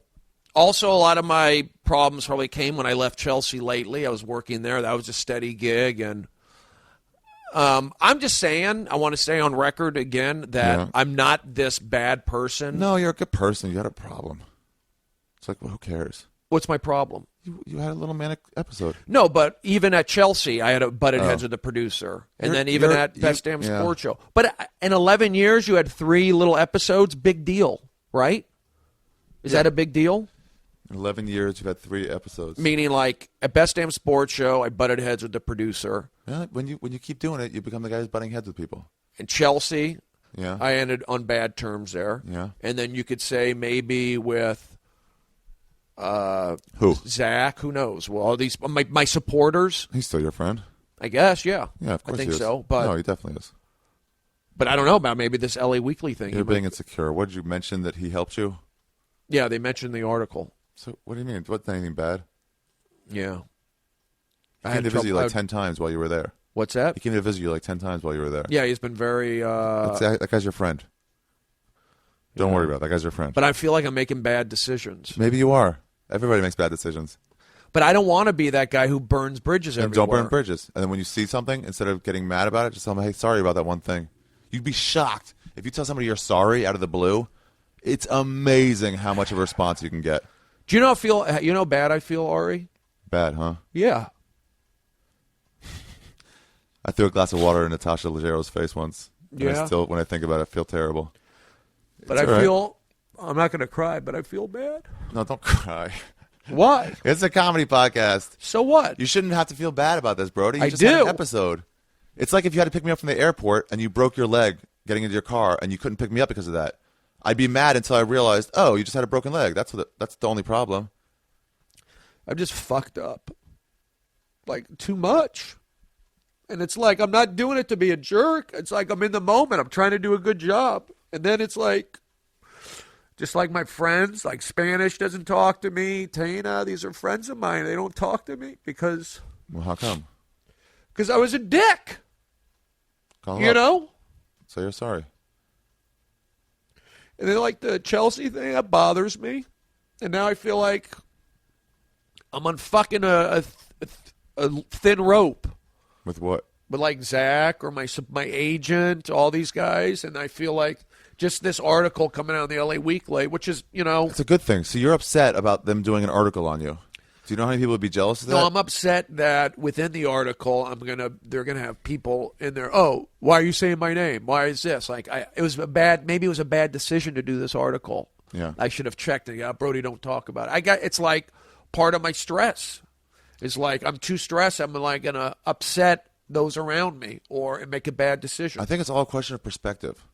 And like you're worried about that, but then if you just concentrate, if you manage to make your brain concentrate on the good things, you're 40, you still have no real job. 41 and a half. 41 and a half. You still have no real job. You're living like a child just like I am. It's fun as shit. Yeah. You have nobody tying you down or holding you, not being able to do anything. You're not married to some fat, annoying girl who hates you and you hate her, even if she's not fat. God, I got to deal with my hatred of women. I'm just not that guy that is known as this guy who's like fucked things up. I don't want to be that guy. You're not known as that. But I feel like that. You know what people think? They think, oh, he just had a little breakdown, but he's back now. He's fine. But even with the Chelsea stuff, and now I feel like this is another thing. Like this guy is going to like mess up his opportunity with HBO and Zach. Or I keep saying Zach, but I don't want to like. That's the other thing. I can tiptoe, and then I'm not myself, and I go. And then when I go for it, sometimes I go over that. It's hard to. I have trouble when I go for it to like nail the landing. Yeah. I'm not. It takes me. I'm not nailing it yet. Well, we're not all perfect. I mean, in our comedic abilities, we're not all perfect. Right. Nobody is. Yeah. So it's like, you'll mess up sometimes. Everyone messes up sometimes. If you get into an accident, you're not going to like harp on it forever. You're just like, fuck, all right, I'll pay the damages. My insurance will go up. That's just the consequence of that. But you're not a bad person. Yeah. You weren't paying attention to the road one day. Now you'll pay more attention. But I feel like these people are just going to cut me off just because I'm too much of a liability. This guy's a loose cannon. Nah. I just don't see that happening. You were already off Chelsea lately when you got the call for Hangover 2. Yeah. They flew to Bangkok to party with them. And TMZ. And TMZ. When I did TMZ, everything was fine. When I did Hangover 2, everything was fine. When I did Hangover, when I did Due Date, I was fine. It's so weird how perspective. Dave Chappelle booked like 12 pilots before one went or something like that. Yeah. That's always the story. I'm sure those tore him up. I was like, fuck, I'm never going to get another chance again. Yeah. He probably torn up like fucking the first 5 or 6 times. Yeah. And then it's like, oh, you're on your way to becoming one of the most successful comedians of all time. Yeah. I know there's like insecurity about it, like it might not happen, and it probably won't for you or me to become the greatest of all time, you know? No, I don't expect to be. But it's like, if you can sort of make a living, you're living a great life. Be a host or something. Yeah, life is horrible. If you can get through it without having to work a mind-numbing job for 8.5 hours a day, you're so far ahead of the game and enjoying yourself. Right. Well, I may have to go back to doing something. You're not like even, that. like, I see that face when I say that. You're like, yeah, right, but it's like, no, we're lucky to be doing stand-up. Yeah. Life sucks, man. It's annoying. Life ain't that great. So you just try to enjoy yourself as much as you can. What's great about You're going to die. Life? Well, yeah, but not for a while. You're going to get old and all your friends are going to die. There's no escape Thanks from that. for picking me up. Thanks. But I'm just saying, like, the point is just to enjoy yourself. So you harping on the stuff that went wrong, I mean, you should learn from it. You shouldn't just forget everything went wrong as if, you know, you're blameless or like you shouldn't work on yourself at all. But you're like, oh, that was a mistake. Recognize it and move on. Yeah. That's what I'm trying to do. Don't go cold turkey off any of your meds anymore. I don't think you would do that again. Yeah. I think if the same thoughts were going through your head, you would talk to somebody, right? Mm-hmm. But so now you're better off. I mean, I feel like I'm like my dad. Yeah. My father passed away, a while ago. Yeah. But he made mistakes. Like, I remember seeing like how people treated him because he was like screwed things up. Sure. But he was still your dad. He was still like a Superman to you for a while, right? Yeah, but he wasn't... just a regular dude. That's all he was. Yeah. But he wasn't doing well. He died young, probably because he wasn't happy, like a broken heart or whatever. What did he die of? He got hit by a bus. No, he had heart disease. Okay. So I just want to, I want to land on my feet, which I think I've done. And I like doing comedy, and I just, it just takes me a little while to, like, get it straight. What do you mean straight? Meaning, like, something other than warm-up, what I'm doing, right. These next. It's a constant struggle to get better. Yeah. I mean, you see a guy that's been doing comedy. There's plenty of guys around town that have been doing comedy for 25 years. Yeah. And they're still here or there, like, picking stuff up, getting a little better. Yeah. You just never stop. I mean, I think the thing that bothered me is, like, this Chelsea stuff. I left, and then no one called me. It was like, they didn't, like, call my bluff, and I could have stayed, but I quit. I felt I was going to get fired. Yeah, but, yeah. That's what I did. I felt I was going to get fired. So now what would you learn from this experience, from the Chelsea experience? What, in a similar possible situation that might come later in life? Don't make a rash decision. Mm-hmm, maybe. How about pick your battles? I mean, you were fighting with what, grips and stuff? Producers and some of the crew guys. Yeah, the crew guys, like, you're like, it's annoying, but, I mean, yeah. I will never, I try not to at least, put a line in the sand that I'm not willing to cross over. Yeah. But I was doing this in the heat of the battle. When you say pick your battles, like, I'm doing comedy. It's like you're playing baseball and you're on the field, or you're in the football. You got to have a cool-down session. Yeah, but you butted heads with them a lot. A handful of times. Not a lot. Okay. A handful. But it was all about the show. Guess. Yeah, it was work. I don't know what work situations are. I know there's fucking... It was all about the show. It wasn't about... So that's what I'm saying. I'm a comedian and I'm on... I got to, like, learn to deal with when I'm, like, working it, and let me just land the plane. Yeah. I just need more practice. Takeoffs Not and lands. Ideal. The takeoff and land. I'm good at the takeoff. Yeah. But I'm not nailing the landing. That's why I don't like when a doctor's too young. I'm like, ooh, I need you to have been around a little bit. Right, more experience. You need to learn some stuff. Yeah. Yeah. So that's right. Sorry, I got emotional, Ari. It's okay. I always wonder what to do when that happens on these podcasts. People cry in therapy. That's why you see frickin' Kleenex. It ain't a big deal. I mean, I feel better. Dick Vermeil cried all the time, the football coach. Yeah. With the Philadelphia Eagles. Jordan cried after he won the championship. Yes. Like a little bitch. You think so? No, he was overcome with joy over achieving a life's goal. And that's how I felt early on when I was having my quote unquote episode. I was crying sometimes because I was happy. Dude, I cry all the time. It's just a byproduct of pot. If I see stuff on TV that's too emotional, I'll just start bawling. Yeah. Every once in a while, I'll hear some music that's just fucking perfect. Right. And I'll start crying. Yeah. Who cares? Just let it go. I don't mind. It feels fun sometimes. You ever bite like your lip and feel a little bit of pain on it, just to see how much pain you could sort of stand? No. When it's like, that hurts. Why are you doing that, Ari? I don't know. That's like something you should look at, self-mutilation. But I want to... When I was depressed, I cut myself. Oh, you did? Yeah, I used to. Ooh. I went out with this girl once, and she said she used to be a cutter, and I was so intrigued by it. I was like, wait, what kind of feeling did that give you? Was it a sense of relief? And it was. That's what it was. So they cut out of, like, to give themselves pain, it would give them relief? It would give them relief.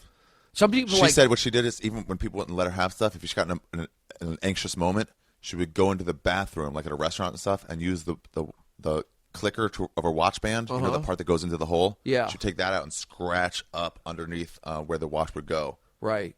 To the point of blood or close to blood. Sometimes it could be scratching. Yeah, I took my kitchen knife, my butcher knife, in there, and I would just slice up my shoulder all the time. And what would that do for you? It made me feel better. Really? That's how fucked my brain was. I mean, people do cut. That's a common thing. I thought about it. I was like, well, I'll try it then. What about it made me feel What about better. people who pick? Like, there's pickers too, right? Pick their nose? Like pick. Sure, you gotta do that. What happens pick when you pit get hungry? bulls or pick. Pick pit bulls. No, pickers, like people like pick scabs. Oh yeah. Like OCD. Yeah. Yeah. Like I think it gives them a sense of relief or fulfillment in some way. There's I'm lots more of like diseases an like that. Some people have kids to feel that way. Yeah. Well, I like my beard to be even or like look. Sure. Everybody's got their thing they harp on. Like your beard is good. I just thought a commercial, like a professional person they did did that for you? Yeah, that's why it looks perfect right now. But I get like weird about my hairline or my beard, and sometimes I spend too much time on staring in the mirror and not being relaxed. That's probably from not being around the right people. Staring isn't going to change it. No. Like staring at my eyebrows, they got to be perfect. And because I would, like when I was younger, I would hear like one thing, oh, Brody, oh, you got one eyebrow. So then I was like, oh, I got to pluck my eyebrows. Or Brody, you got acne marks. And like one person could say it when you're in like high school or college. It sticks with you. And it sticks with you. Yeah. And, people say like acne scars or even a scar on your face is it makes you self-conscious. All it takes is one time for someone you respect, like you're overhearing your mom say, well, that guy has acne scars. Yeah. And you're like, ooh, I guess that's a terrible thing. When you're 6, you decide that. Yeah. And then and you have it, and you're like, oh, I must be a terrible person. I have no idea why. These are the kind of things Scientology can work out for you. But you see guys like Dane Cook, he doesn't have great skin, and he's successful. You see a guy like... Do you think it bothers him every day? It probably bothered him for a little while. And now he's like... whatever, man. Whatever. His $1 million home. When I was in 6th grade, I went into my mom's room, and I said, Mom, no, I was crying, and I was like, nobody likes me. Yeah, I said that. Yeah, and she goes, Ari, everybody thinks that. In 11th grade. Maybe it wasn't 6th grade. I Yeah. don't remember what house it was in. But she was like, yeah, people go through that. And I'm like, no, you don't understand. Nobody likes me, even though people did like me. But, yeah, everybody goes through it. Yeah, I went through that. Like, have nobody stuff you harp likes on. me. And then you realize it's not true. And that's why we're drawn to comedy sometimes. Maybe. People like that. I always looked at other people, and I'm like, they're all way more popular than I am. But they were also looking at me that way. But isn't it great to be doing comedy and to have some success at that? Like, I know for the most part, as of right now, I'm probably the top 2. There's one other guy who's like a singer out of Reseda High School. I've got to be the most popular alumni. Wow. I would think. Who's the singer? Tevin Campbell. You heard of him? I remember him. I think he went to He was Reseda. on Back on the Block, the Quincy Jones album. He may have been. But I just know the name right. Tevin Campbell. He might have done some things with Prince. But I believe he went to Reseda High School. And other Came than out of the that, closet later, I heard. yeah, he might be gay. He was super, clean cut. We're like, oh, just a clean cut, smooth black guy. And you're like, no, that's a little too clean cut. Yeah, I think he may be gay. Yeah. But I've done the movies. I've done 3 or 4 movies. I've done stand-up on TV. But the struggle never ends. Hosted TMZ. There's no making it. I'm just coming to terms with this now. There's no cool, I did it. I'm done now. You don't think so? No.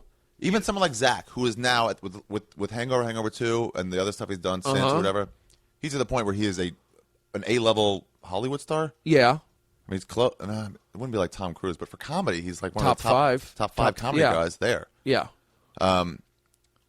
He's still going to have to keep getting jobs. You think so? You don't think so? I don't know his finances. He can't say, fucking, I'm moving to North Carolina, you'll never hear from me again. Why not? He couldn't live the way he forever the way he wanted to. He doesn't have that much money. I don't know. He could buy a small house and live the rest of the way. Like people that were on Three's Company. Yeah. Like what do they do? The ones that didn't go on to better other things. Yeah. Like they're all real estate brokers. All those people, the NFL quarterbacks. If you don't invest right, you just got to keep earning a living. And so for those quarterbacks to play 3 years in the NFL and made $4.3 million, let's just say. So minus taxes, they get divorced. But it's like they'll eventually they just got to live really rad for 3 years. Yeah. So that's cool. You got a fun 3 years. And now back to work like everybody else. You're on your vacation for the last 15 years. But if you make a boatload of money and you get then what? You'll still need to pay for a better house. Yeah. You'll need to buy nicer things and get a better gardener.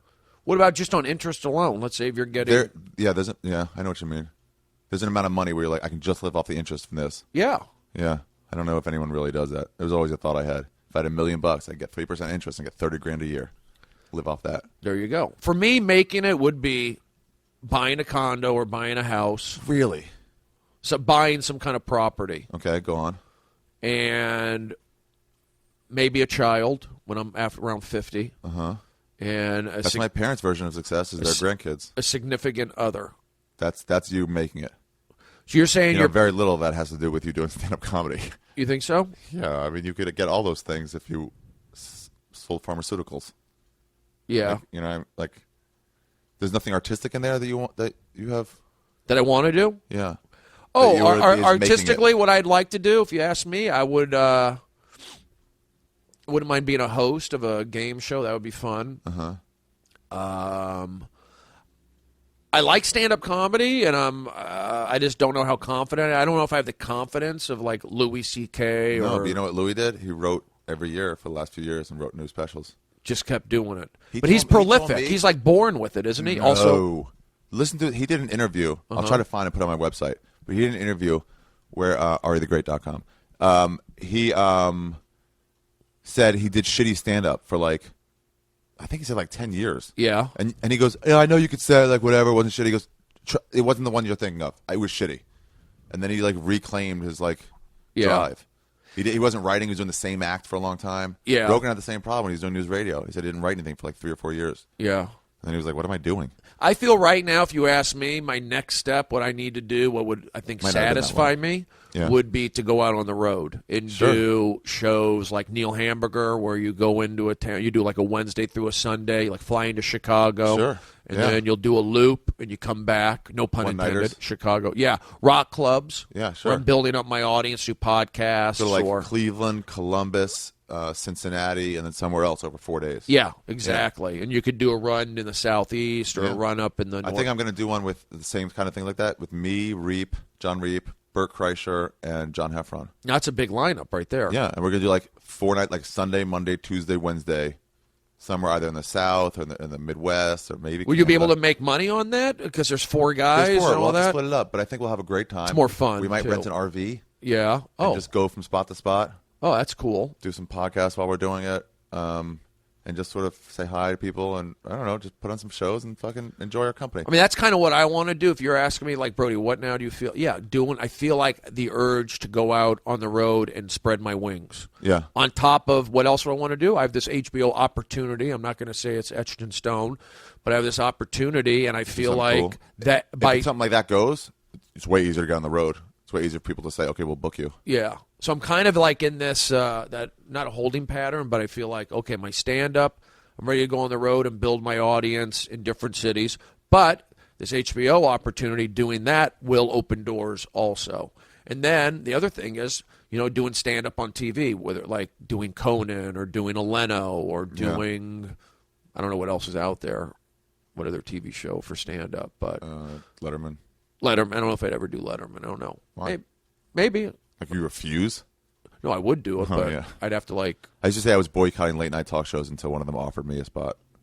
Yeah. Have they? Oh, of course not. Why not though? Maybe. Because I never had a good manager or a good agent to get me on there, and I actually never really did the work of trying to meet those people. Yeah, you got to meet them and like work on a really tight 4.5 minute set. You could do it. Full of like just like jokes. You say I can do stuff. You could do that. Yeah, I guess it wasn't as important to my artistic development to work on, or it wasn't enough to overcome my laziness. Yeah. I mean, I did stand up on TV back, early 2000s. Right when I started, you were I was doing on TV. Kilborn. I did Premium Blend. I did a thing on Craig Ferguson. I did Late Friday on NBC. Yeah, that's a lot. I did. See, I used to look at people like that were doing those things. In fact, I looked at you. Oh, thank you. And I'm like, that's a guy who's making it. He's on TV. He's with everybody else. He's doing something right after Marilyn Rice Cub. He's doing a show that so-and-so did, that Judah Friedlander's doing, that Nick Swartzen's done, Dane Cook has done. Yeah. And I'm like, oh, he's right there. He's one of the guys that have fucking. And then I kind of got into the warm. I got sucked into warm-up. All right. So you did that for a while. That paid you well. Yeah, and it was a good experience. And I've met a lot of baseball players and football players and athletes. Yeah, and I'm into that. But does that put money in my pocket? No, but maybe if I get a podcast, now I'll always have that in for those interviews. Sure, you should do a sports podcast where you talk to actual athletes. You know enough of them where you could fucking do it. I need to do it. You should do that one. I mean, I would bring the Dodgers down to the Comedy Store. Yeah, I remember that. I remember them Clayton coming. Kershaw, Clayton Kershaw, Andre Ethier, Russell Martin. We talked to Ethier in the parking lot in the back. Jim Leyritz. It's cool. Oh, really? Leyritz? Nice. He came down one night. He's a Yankee fan. That's exciting for me. Yeah, so he was there, and I'd like to tap into that. I love baseball's in my heart. Yeah, It's in my heart. Get into it. Why not? Interview Sally. Interview all these people, too. They owe me. They wouldn't mind doing it. Get one of these things. You can take it to them. $300. It ain't hard. And then 2 mics. Buy a couple mics, a couple cords. What we got here. Yeah, this whole thing, you can get splitters to get a third and a fourth mic in there, and you'd need a third and a fourth cord. And this is fun to do. It is fun. I'm sitting back. We're just talking. Yeah. Got emotional. Got therapeutic. Does that help you feel better at all? I feel better. You made me feel better a little. I know you're not a psychologist, and I don't want to dump on you. But I am searching a lot about what I want out of life. I do a lot of like searching about it. Well, you're doing great now. Mm-hmm. I mean, you're going on the road. You've got your own podcast. You're booking commercials. It's less about that stuff, and it's more about just realizing that you're just living a short life, and why not enjoy yourself? If you're at a party, you can sit there and pout the whole night, or you can get drunk and have fun. So you've chosen to have fun. Why be sourpuss the whole party? Right. So just focus on the good things. And when somebody's like talks shit or says something, it's like, I'm not going to let those people that are against me choose how I live and how I feel. Mm-hmm. Jeff Ross told me this once. He had all these Hacketisms. Buddy Hackett told him all these things. Yeah. He said one thing he told him was like, while you're busy holding a grudge, they're out dancing. Right. The people you hate don't think about you at all. Yeah. Those people that write that negative comment on Twitter that gets to you in your head, they say it, they're like, yeah, for like 3 minutes, and then they've forgotten about it. Right. And you're like, God damn it. Yeah. Don't let those people choose how you live your life. Right. Let the cool people choose. Mm-hmm. Just spend time with them. If there's some annoying guy on coke hanging out at the store who's fucking talking in my face and driving into a rage and telling me the same story 9 times in an hour, for the longest time, it's like, okay, and you're like, I'm stuck. You're not stuck. Just walk away. Don't let the cokehead tell you how you're going to live your night.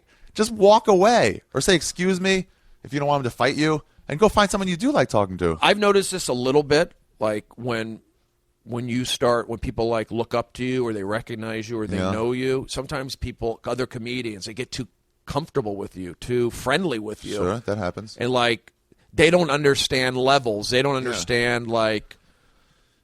When you say things like levels, I have trouble agreeing with you. Well, not levels, but I would give it we haven't done a show together, but you're going to bust my balls? Yeah, I don't know you yet. We're not friendly enough to do that. Not like I'm in a higher place stand-up than you. Okay, there you go. Because to me, everyone who performs is a performer. Okay. We're all sort of the same boat. We'll say, we have not performed together. We're not friends. You can't just say something like, I was just busting your balls. Like, I don't even know your name. Yeah, exactly. And you're saying, hey, ugly shirt, bro. Just busting your balls. I'm like, who are you? Just some guy who just said ugly shirt. Yes, okay. That's not fun. Yeah, I've noticed that. Yeah. Because they know you, they feel like they can joke with you, but you don't know them. It's weird when you're a comic because every time you get introduced on stage, someone says your name. And then when you get off, someone says, give it up for Brody Stevens one more time. Brody Stevens one more time. So everybody knows your name, but you don't know the people watching you get introduced.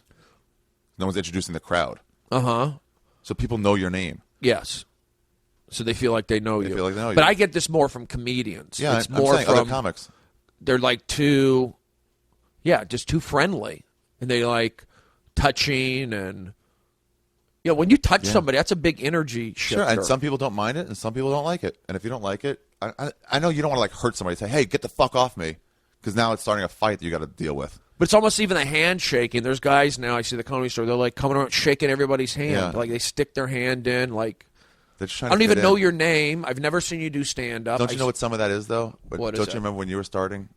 And I know it's annoying, but some part of me, not a main part, but some part of me also says, man, they just want to try to be friends with somebody here. Yeah. They're just trying. They don't know what they're doing yet stand-up-wise. They're feeling so alone. They just moved from Maryland. They have one friend in this whole city. And it's just like they just want to fit in. I think it's a mistake. Maybe, but it's like that's what it comes from, a place of like loneliness and just like uncomfortableness.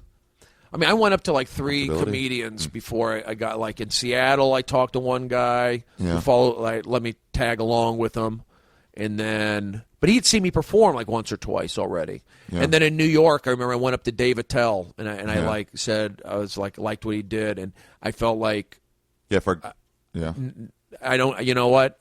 I don't need to be doing that, and the comedians don't like that. Like, I did it one time, and I've done it, too, where I felt, as soon as I did it, I was like, that felt douchey. I shouldn't have done that. Shouldn't have done it. But that's what I mean. It's a mistake. You don't let it kill you for the rest of your life. No. You're just like, hey, next time I see a celebrity comic, don't fucking bother him. Leave him alone. Look in his face. You're not going to get everything 100% of the time. Yeah. Even if you're the guy who does this thing. But Dice, I never went up to Dice. Yeah. I would see him when he was hanging out at the store more back in the early 2000s. We used to fight me and Dice. Fight? Yeah. Like physical fight? No, but argue all the time. He got in his crawl that I was to be fucked with.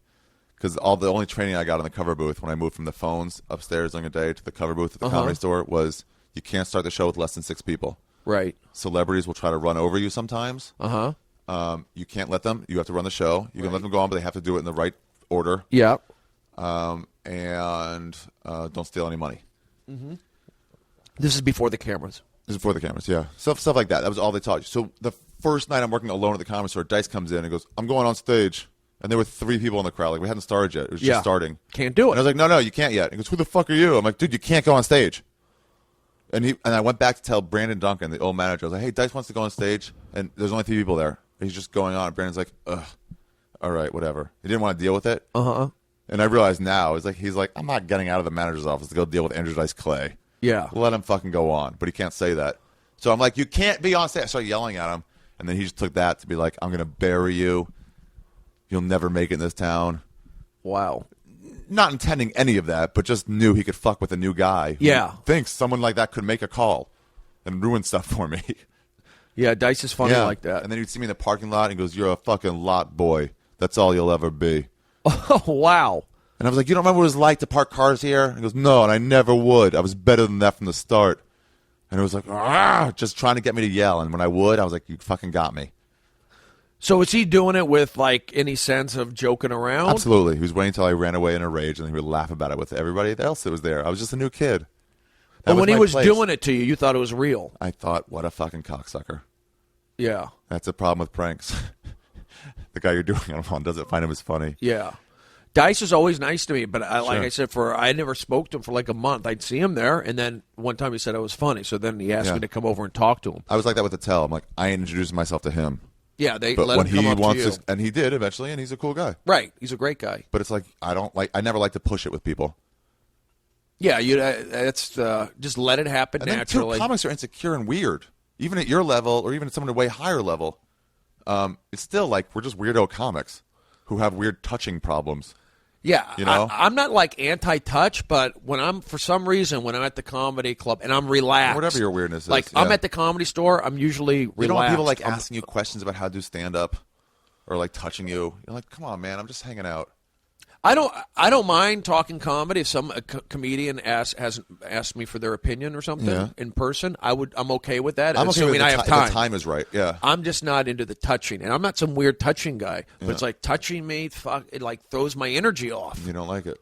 And when I'm at the comedy club, my antlers are up. Someone's like, another handshake? We're doing that again? Yeah. We just did it. It's like I'm relaxed, but I'm also... Your antlers are up. That's a good term. My antlers are up, but I'm relaxed. Yeah.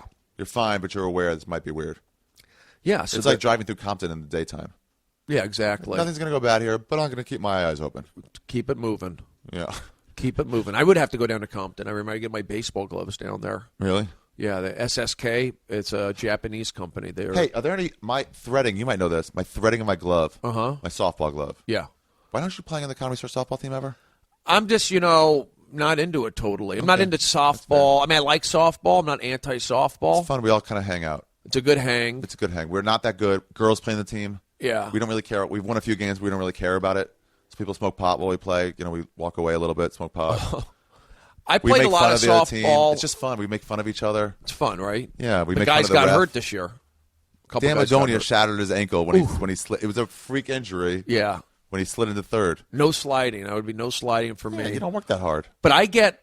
I feel like I get pulls. Jeans. I get pulls. Like I'll pull a groin or my hamstring because you got to have sharp, quick movements. Somewhat, even in softball. We make so many errors, man. It just doesn't matter. How are the fields? Are they any good? No, they're not any good. See, I don't want to be around that. I don't even want to be around that. A small hit to the outfield when it's coming at you, rolling. You're like, because the field it might shoot off to the left or right at any moment. Yeah, I'm not into that. You can't I like rush a balls. Decent field. Yeah, they're not great fields. And then softball at night, it gets cold. Oh yeah, it's hard for me to get loose. Why was I talking about that? Softball, baseball. Oh, my glove. So yes, the threading came out of the last two, the pinky hole. Yeah. Is there any way to get that back in? Because it's this big, thick leather threading, and I can't work it. Even with a needle, I can't work it back in there. No, they have. Have you gone to a sporting goods store? I went to Sports Authority, and I went to Sports LA, and neither they didn't have one something of them said for they that. Used to have that. Yeah, like a little big long one. It's like a metal rod, and it has like you can put the. You can hook it in and then pull it all the way through. Yeah, yeah. But they said they used to have. I think Sports LA said they used to have it, but they don't carry it anymore. Huh? You might have to go online and order one. I might have to. I'm not going to order a fixing tool. I might just order a new glove for $70. Yeah, you could do that, but I know what they are. They would. I mean, I can see it in my head, like it's like a metal rod, and you can like put the leather string through the top Yeah. get it through. So those are. I mean, I know all like if you haven't found it yet, you may not find it. Yeah. You seem like you went to the right places. Yeah, I and did. They didn't have it. Took some proactive steps, but then I realized, you know what? I got this glove when I was in college. I got fucking or maybe a lot of earlier. mileage out of it. I got 20 years out of this glove. That's more than I should have. Yeah. Softball's fun. I would play every Saturday afternoon out in the Valley. Those were fun games. I'd play left field. If it's warm one Monday, I'm going to call you and be like, if you want to come out, you don't have to play. Just fucking hang out there on the bench with us. Yeah, maybe I'll do that. We switch in and out. We go in and out of fields. So like I'll play every other inning in the field if we have too many people. If you have too many people. They don't care about subbing in and out. That's fine with softball. And is it a hard softball or is it a slow pitch? Has to go above the head. One of those deals. Yeah. I just try to take walks. Do some guys hit bombs? Every once in a while, but not really. Yeah. We've had a few home runs, but not many. I want to get back in baseball shape, start throwing again. So this year I can make some good baseball videos of me pitching and that I would do a thing. podcast with your baseball friends. I mean, you have more connections there than anybody else. Yeah. You're right. I should. So what have we learned from this podcast, Brody?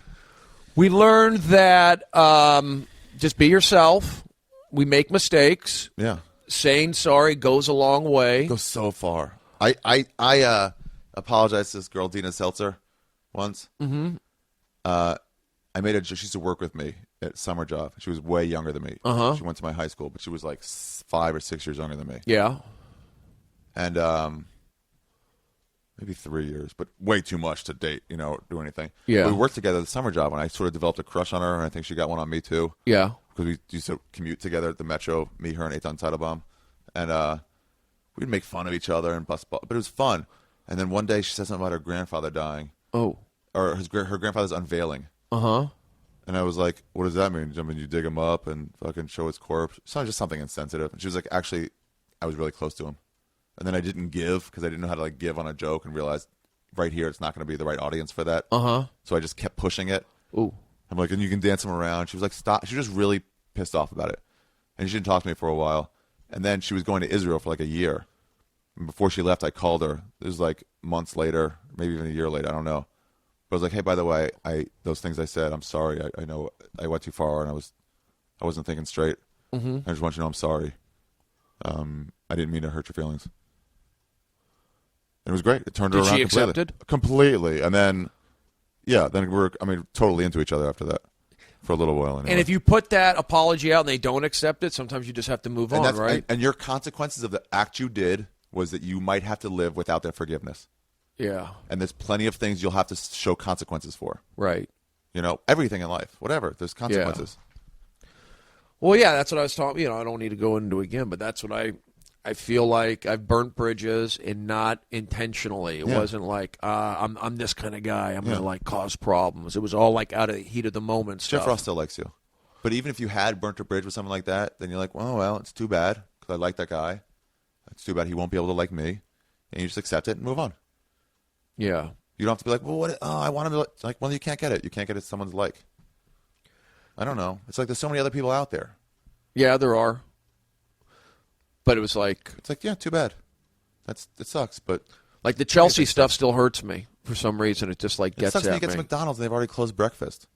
But like, how long can you harp on that? You're like, oh, it was ready 5 minutes ago. Till the next day? Till the next day, till you get breakfast? Yeah. You get breakfast sausage, or go to Jack in the Box. Go to Jack in the Box, 24 hours. They have 24-hour breakfast. Great idea. You move forward. McDonald's, if you're out there, j'accuse. Yeah. Pay attention. It just bothers me because it's not me. It's not who I am. I never burnt bridges in college. I went to Arizona State. They all loved me. All my that world is intact. But for some reason, the comedy world, but you are a member of stand-up comedy. You're a known comic. Yeah. Do you remember when you started watching comedy on TV? You start to notice people here or there, like David Tell. Like, first you see him, like, oh, that was funny, and you forget about him completely. You see him again 2 months later on some other show. Yeah. 6 months later, and you're like, that was funny. He's like, I think that was the guy who did the other thing. And you see him a third time, and you're like, what's this guy's name? He's always good. Yeah. And then you start to notice, like, oh, that's David Tell. He's a professional comedian. Mm-hmm. That's what you are. You're in that region of people across the country. I'm in that universe. Are discovering you as a comedian. And I just got to keep writing jokes, keep doing it, stay positive, do podcasts like this. This was fun. This was fun. Therapeutic. I got emotional. I don't usually get this serious on podcasts. which, by the way, was sponsored by a adult website for the first Adam and time. Eve. AdamandEve.com. But I'm good. I'm working my way back. Yeah. Stephen, Brody Stevens. Well, I'll be back fully in my eyes when I do more talk therapy and I get my meds down. Here's my thing that I'm trying to do artistically for myself is I'm trying to, like, I did a CD in Edmonton. Yeah. Hollywood Weekend. I'm still editing it at the Rooftop. It's going pretty slow. But anyway, I'm done. But I was like, I'm going to try to do that Louis thing. I'm going to try to write a new hour this year. Uh-huh. So which is, you told me about that. It's like 5 minutes a week. 5 minutes a month. Yeah. Is an hour. That's not That's what much. Bill Boyle told Tom Segura. When you put it in those terms, it's like, ugh, what's wrong with you for not being able to do that? It's almost embarrassing that we haven't. And so then I do it. He said, well, I'm throwing away all my old material, and I'm just trying to, and I'm struggling. Yeah. Again, because I have all these jokes that aren't working yet, aren't even close to in shape. As before, I would do like a good bit, then try to work in a new one, then another good bit. Yeah. So it didn't kill me, but now it's all new bits. I pussed out last night and did my fucking some old joke. Yeah, I'd but fall I want into to stop that doing it trap. completely. But on Thursday, I did start to finish 18 minutes, not a single like old joke. A little few minutes of crowd work, but I was so proud of myself. Yeah. Those are the things that I'm going to concentrate on to make me happy going forward. I'm not going to worry about some friend that doesn't talk to me anymore. I'm going to be like, this fills me with fulfillment, so I'm going to like doing this. I'm going to try to do it and try. Just see where I am. Just, you know. But you're getting the spots, too, which is good. You need the spots. It would help if I was Louis or Bill, where I could go up and do 7 minutes like 3 times anywhere a night at every club. Just get up They'd whenever love I to wanted. have you. Put you up. But that's fine. But either you can harp on not being able to do that, or you can say, like, I'm goddamn lucky that I can get up at the Comedy Store 3 to 5 times a week. Most people around the city don't have a spot like that. Unless you're in at the factory or the store, you ain't getting up a bunch. Yeah. Well, you got to go do these little These independent shitty rooms. You got to ask people over and over, can I get up? Okay, can I then call them again 4 months later? Can I get up again? Jay Davis always has rooms. I don't do bars anymore. You don't do them? No. Not for just. You just made a choice not to do them. Artistically, I don't do them anymore. Huh. See, I would still do them. Sure. They don't go for my act. I don't mind people doing them, but it's like, to me, it's like, I don't want to make it seem too solemn, but like, not solemn, but serious. But like, if you're an artist who paints paintings for a living, you don't put those paintings up on the back of somebody's garage. You put them up in a gallery with white walls and really good lighting. So that's how it's supposed to be taken in, ideally. Yes. And the same thing goes for comedy clubs or something built in a better stage. Specifically for it. Not some fucking bar where some guys at the bar screaming. And they were there for Monday Night Football first. Yeah, exactly. Like that is not the way you're supposed to. You have to when you can't get up anywhere else. I feel thankful I don't have to do that shit anymore. Does that make you a stronger comedian? No. Or it makes once you you better do it? dealing with drunks and idiots. But I'm like, what do you have to prepare? What's your thing you have to say? Mm-hmm.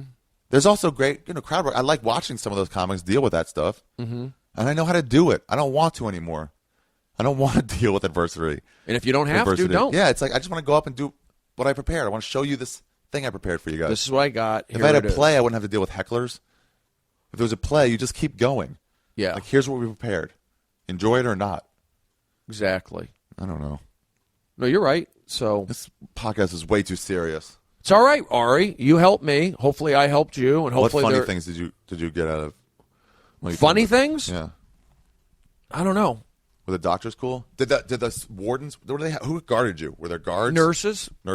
I mean, I don't have any guards. I mean, they had nurses. Orderlies? Yeah, They didn't do anything to you? They didn't try to hold you down or intimidate you? I had a couple when I first moved into the ICU unit. Yeah. Because I was in the first wing, and the guy was being kind of a jerk to me, the male nurse. I said, can you talk to me like a person and not a patient? I'm not some wacko. Okay, all right, whatever. And he was like, not very nice. And so they ended up putting me in, and the other girl wasn't nice too. There was like 2 nurses that weren't nice to me. Sure. And so they put me in the ICU, and these guys are like yelling at me, "Get in here! And if you don't listen to us, we're going to give you a shot." I go, "Okay, I'll take the pill, whatever." So they gave me a pill, not a shot. Because they're over it, just because they're like through dealing with people. Yeah, these guys are older guys. I think they've been there for years and years, and they also have to deal with people that are really little not crazy, a little insane. Crazy, you guys are all the same to me in their minds, probably. Exactly, and I wasn't, but So I stayed there for a few days, and that one was just too many crazy people, and they said, he doesn't need to be in here. That was the super crazies. Yeah. That was people talking to themselves and fucking screaming out of nowhere. Yes, a lot of screaming and yelling. With the people like didn't talk at all, just sat in the corner staring at a window. That was more in the first one. Wow. The first one, there was like people just staring at holding a doll. Hours. Yeah. But the third one, the addiction wing, that was probably, and that's where I spent most of my time. The addiction wing? Why? They addiction. Just put you in People there. are like addicted to pills or addicted. Why were you there? Just because? Why not? Well, that's where they put me after the ICU unit. They just happened to, they had a bed available in that wing, and they felt like, I guess I'd be better suited for that. And those people are just kicking a habit, but they're not like talking to voices. No, yeah, It wasn't like any weird. I mean, one girl in there I knew was getting like brain zaps, like shock treatment. Yeah, they still do that. Yeah. What variations of it? Yeah, zap the brain. Electrical shock therapy, whatever that's called. EST. Yeah, something like that. Yeah, I knew I just needed to. Yeah, I was fine. I took it as a rehab. No pot, no alcohol, no internet. Just kind of let it all go out of my system. But they put me on these meds. That was the trade-off. Yeah, they put me on meds, and yeah, I felt, and I lost a lot of weight. Got down to 184 pounds. Or 187 pounds. It felt good to be leaned out, but I wasn't taking protein and I wasn't exercising, so that's why my weight went down. But at the end of the day, I did it, and a lot of people have been in there. A lot of people have come up to me, and go, Brody, I was in a hospital, or they took me away, or a lot of people go in there for trying to commit suicide, or like getting violent. Yeah. I was on Twitter. This is something new. So they didn't know how to deal with it. I think there's some of that because it was a social media. I remember Rath going and who helped you a lot. Yes, Dave Rath helped me a lot. Yeah, that's another guy you were like, fuck you. Yeah. But like, and he's totally cool with it. Yes, we've made up. But he was like, he needs to sort of be isolated for a minute. And then he was like, how is he getting cell phones? Who is letting him make phone calls out? Who's giving him Twitter? Why aren't they watching him? That's why I feel like I didn't hit my landing. Like if I didn't put those extra photos of me, because people saw me handcuffed at Starbucks, saying, "Oh, it's part of a bit." But then they saw me. I said, "Take some pictures of me in the hospital." That's when people said, "Oh, this is real. This is serious." Yeah. But again, going on record, not suicidal, not homicidal. I was just more doing my comedy, kind of. I was in the moment. It's like me yelling at Don Barris at the Comedy Store. I've had like 10 screaming matches with Don Barris at the Comedy Store. Yeah. That's what kind of was happening. I was in one of those I don't things. Want to get into like, too much of like what happened to you mentally. Why not? We've been. I feel like you've talked about it before on the have. podcast. If you want, look on Brody Stevens on just would you search for your name? Like, could you just search on like iTunes on podcasts? Yeah, I've been on a bunch of podcasts, but someone's. I'm just going to get it out of my system. I'm more interested in like what was happening at that place, at the hospital. Yeah, because I've never really been in one, so it was like interesting to me to hear about those things. 3 square meals. Wow. Electric bed. It really is like a vacation, huh? That's what it was. It's like you can't go anywhere, so don't even think about it. Just enjoy enjoy the silence. That's what I did. And I watched TV. I watched the Little League World Series. I would read magazines. I would journal. And it's pretty much all I do here. I just stay in my apartment for like 3 days at a time. I'm allowed to leave, but I'm like, eh. Yeah, it was like that. I was just had my own peace and quiet. And when I got out, I felt fine. And I've been feeling fine ever since. I've been out for months. I'm glad you're back. And I'm not back just yet. Fully. I won't say I'm fully back until I get my meds down to a maintenance level. And that's the goal. So I want to get my meds at a maintenance level. Still makes you tired now? Yeah, I sleep like 11 hours a day. Wow, that sounds fun. I mean, it feels good, but it's so wrong. You can't. You're 11 hours. Yeah. 11 hours, your day's shot already. You're like, what? I could see 9 hours at the most, 10 maybe, but 11 only if you haven't gotten any sleep for a couple of days. The worst side effect for me was, I forget what it's called, not Wellbutrin, but it was some small, like not famous pill, but it gave me hyperphagia, which was the ability to eat endlessly and never feel full. That's what I got. Did you really? Yes, these pills make you eat a lot. Yeah. Like I can eat for 3 hours. I could just keep eating. Oh, I can't tell you how many times since I've been out of the hospital since September, how many times I've gone to Wendy's at 2:30 in the morning after I ate at 10:30 or 11. Subway at 10:30 or 11, a full sandwich. Like I'm still hungry. Yeah. So that's never feel satiated. Yeah, and that's also a side effect of these two meds. They're eating, and I've gained weight in my stomach. I'm like 211 pounds, but I've been able to keep my weight down. You hold it pretty well. With hiking. Yeah, with hiking and riding the bike and all that stuff, I've been able to maintain my weight. But it is about diet, and my diet's been crappy. I had to tell myself, like, hey, idiot, aren't 5 plates of spaghetti enough? Yeah. Maybe we should stop now. And you also have sugar cravings. I'll go to 7-Eleven, peanut M&Ms, regular M&Ms. I still do that. That's just pot. Well, this isn't from, I guess pot does give you the munchies, but this is from the meds. Pills, yeah. I mean, people have gained 30, 40 pounds on it. But again, I'm on the way back, and hopefully I just won't, get too much in my head and feel like I'm upsetting people and that sort of thing. Because I've done a lot of good work in my since the year 2000. Yeah. Show up on time. I'm responsible. I'm not fighting with strangers. You're not fighting with strangers? When I'm off my Lexapro, I did. But Dice would tell me about fights he would get into all the time. Dice is already like getting in arguments with people like El Pollo Loco or on Venice Beach. He would talk about that. I've seen Rogan upset with people. With Dice, it's more like I'm going to fuck with him in order to show my friends how I'm fucking with him. But sometimes it wasn't. And sometimes, but those things, just because it's Dice, it doesn't mean he was right. Right. You're like, Dice, you're making everybody uncomfortable here. Not only that stranger who you just picked on for no reason. Yeah. You're making us uncomfortable. You're around it. I've seen it with a lot of comics. Yeah. Where I'm like, it's not a joke. You're just raging, and no one's cool with it. Yeah. It's antisocial behavior. Yeah. And we, as social people, try to put an end to that kind of stuff. Uh-huh. You can be antisocial and stay at home all day, but not when you're out in public. You can't start screaming at people. You know what I mean? Did that, and there you go. I would have loved to have seen you yelling at that guy at Starbucks. Wasn't that bad. Yep, they do have fleshlights at Adam and Eve. Male masturbators? They have. Can you send me the link? Yes. Yeah, they have fleshlights. $69? 69.95. Yeah. But with the Ari discount. A fleshlight ice mouth. Classic jock ass. Oh, jackass fleshlight. Oh, that's supposed to be like butt? Anal area? That one's cheaper. A fleshlight mouth. Well, it's smaller. Sex and a candy lager. Anyway, it's there. And what's the deal you get? How much do you get? Probably 10% off. Get 50% off one item when you type Ari for That's the a great offer deal. code upon checkout. Yeah. I might be getting that just to help me get back in the game. Give me that fleshlight. We'll even throw on free shipping on your order, so that's good. So it's nothing extra. I'd like a fleshlight, anal and mouth, please.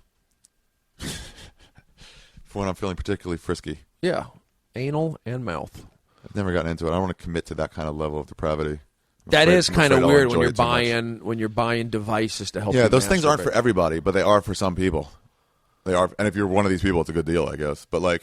Maybe if you're away from your wife or something, you're in the military. Sure. Or if you're just like, I don't know, I beat off into a sock. Some people are like, why would you live in the dark ages like that? Make it feel nicer. Some people are lotion guys. Yeah. I'm a dry guy. I've been dry. I should be lotion. It does feel better when you lube it up. I get lotion on the road when they have that lotion thing. And I can just do it onto like napkins and leave it on the floor. You do? You leave it on the floor? Ew, I don't want to touch it. You leave it on the floor for housekeeping? There was this one episode of Stephen King, a short story, where I think in Monkey Shines. Uh-huh. But some... You were masturbating to Monkey Shines? No. I think that's what it was. But some housekeeper knew, like a Pulitzer Prize-winning writer was staying in her place. Yeah. And so she saw where he beat off, and she would take it and shove it into her vagina so she could have a baby with a smart kid. Oh, God. With a smart father. So I'm letting the housekeepers have that kind of... I put them in the trash or flush it down the toilet. I'll put it in the trash a lot. That's what I'll do. But sometimes I do it in the socks and throw it on the floor and then forget to put Do Not Disturb when I go for radio in the morning. Yeah. And they come back and they're folded up and put over like and I'm like, oh, that was still wet. That was still moist. I felt That's bad a tough for the one. band. That's a tough one.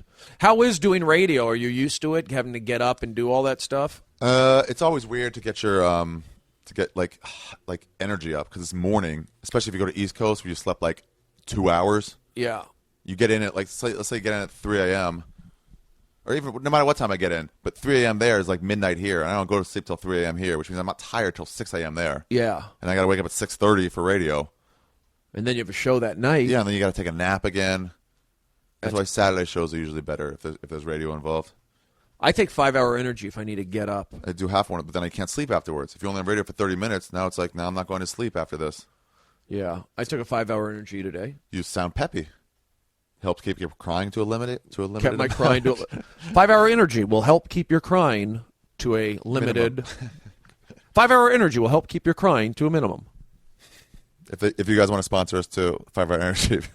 Yeah, I love it. Helps me exercise. You can totally gives me a little shot in the arm. Would you make a video for 5-hour energy if they paid you for it? Yeah, it does help me, and I need that kind of help right now, being that I'm kind of lethargic. Well, if any of however many listeners, 100,000 or whatever it is, listens. You have 100,000? I don't know. It's somewhere like that. That's I have no great. idea. I don't check numbers. I don't check ratings. I don't check any of that stuff. I do stuff because I like it. It's You nice that think- people like it too, but it's like, whatever. Just do stuff because you enjoy it. I think people are listening to this podcast. Yeah. We talking. We're not doing shtick. We're keeping it real. It got real. It got real. Now we're kind of like landing the plane. Yeah. And, but it was also funny too. We had some funny moments. Uh-huh. I want to say thank you, Ari. How long have you been on for? 2 hours? It's a long one. 1:58, and I still got to record an intro. All right. I'm good. I don't want to like meander. No, we're anymore. not. It's fine. We got to the topics. It was the first one I meandered that much in the beginning. It was 30 minutes before we got to the topic. But you know what? We're just talking. And when I've done these podcasts, when I was performing, I got negative feedback. But every time I just talk, I get good feedback. Because then you being comfortable, funny you comes out. Yeah. Exactly. In a conversation. I don't mind people preparing something, but, We did. We talked about the UCLA stuff. But obviously, I have some things I need to work out through a professional talk therapist, and I'm going to do that, and I'm going to feel better. When are you going to do it? Huh? When are you going to do it? I'm going to look for it this week.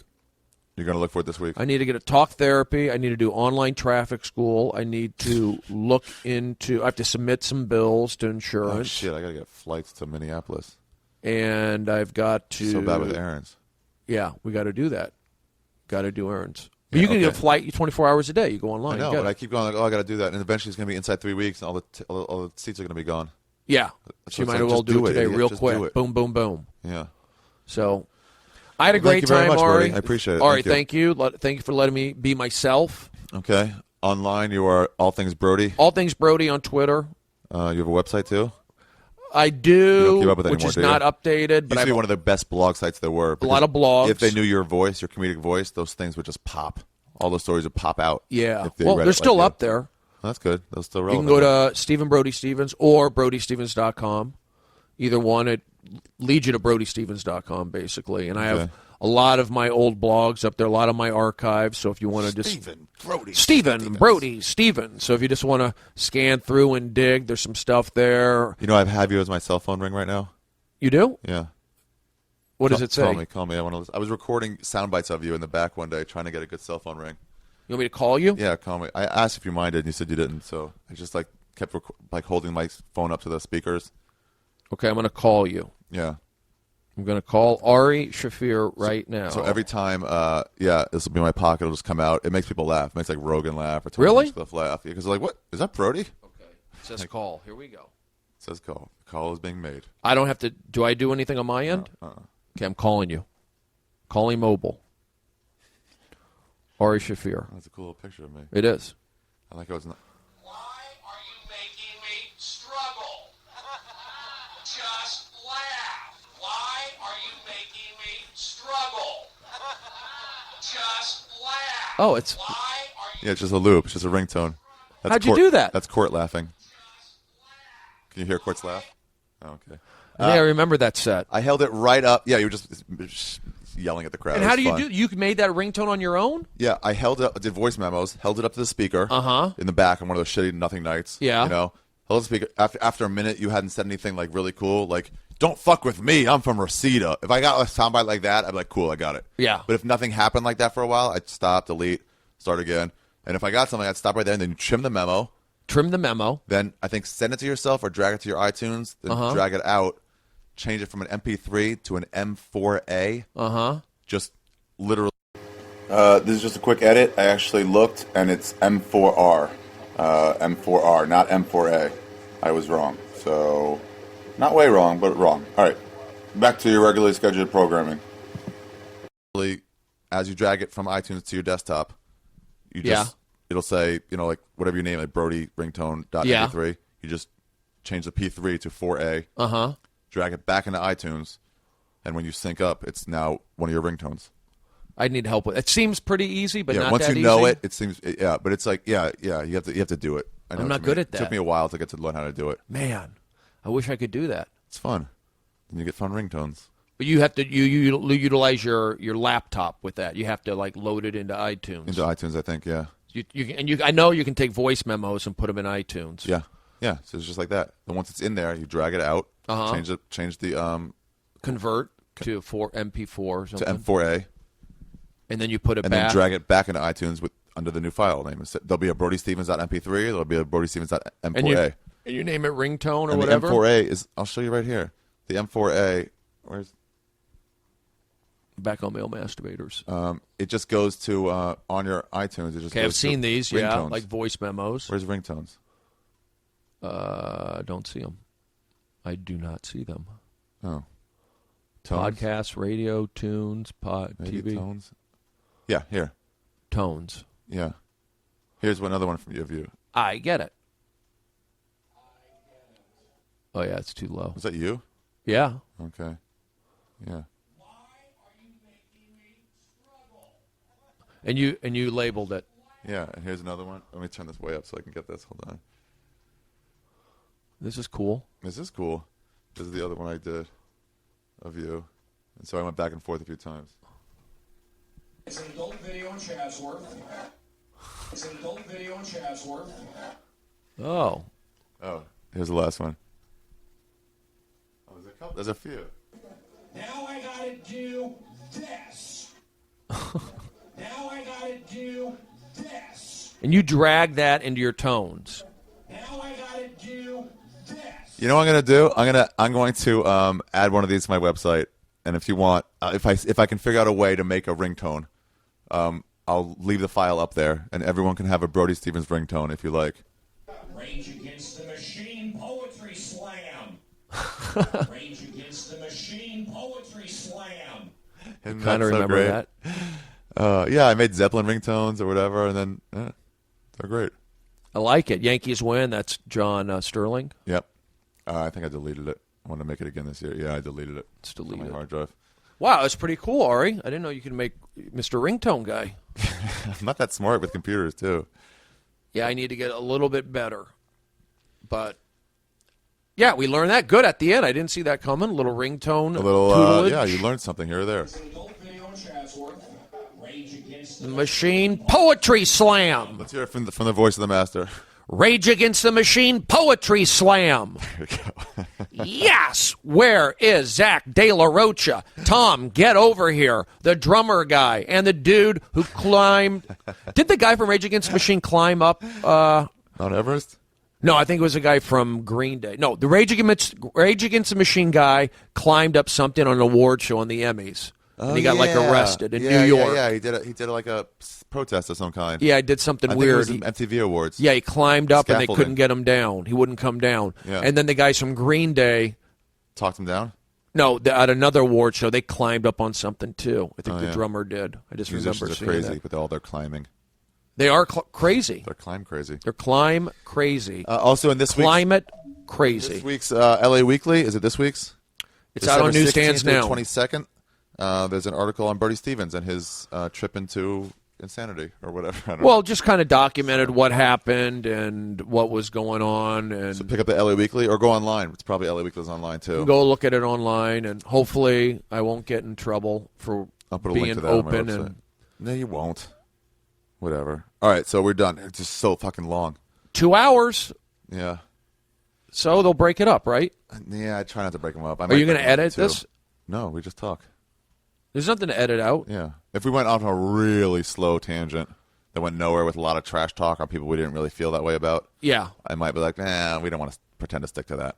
It's not how he felt. Kept it positive. Kept it moving. Yeah. Kept it informative. Uh-huh. They're listening to something. two comedians speak back and forth, spending the time, putting the effort out, which we did. Making friends. Making friends, reaching out across the interstates in America. Truckers, kids in cubicles.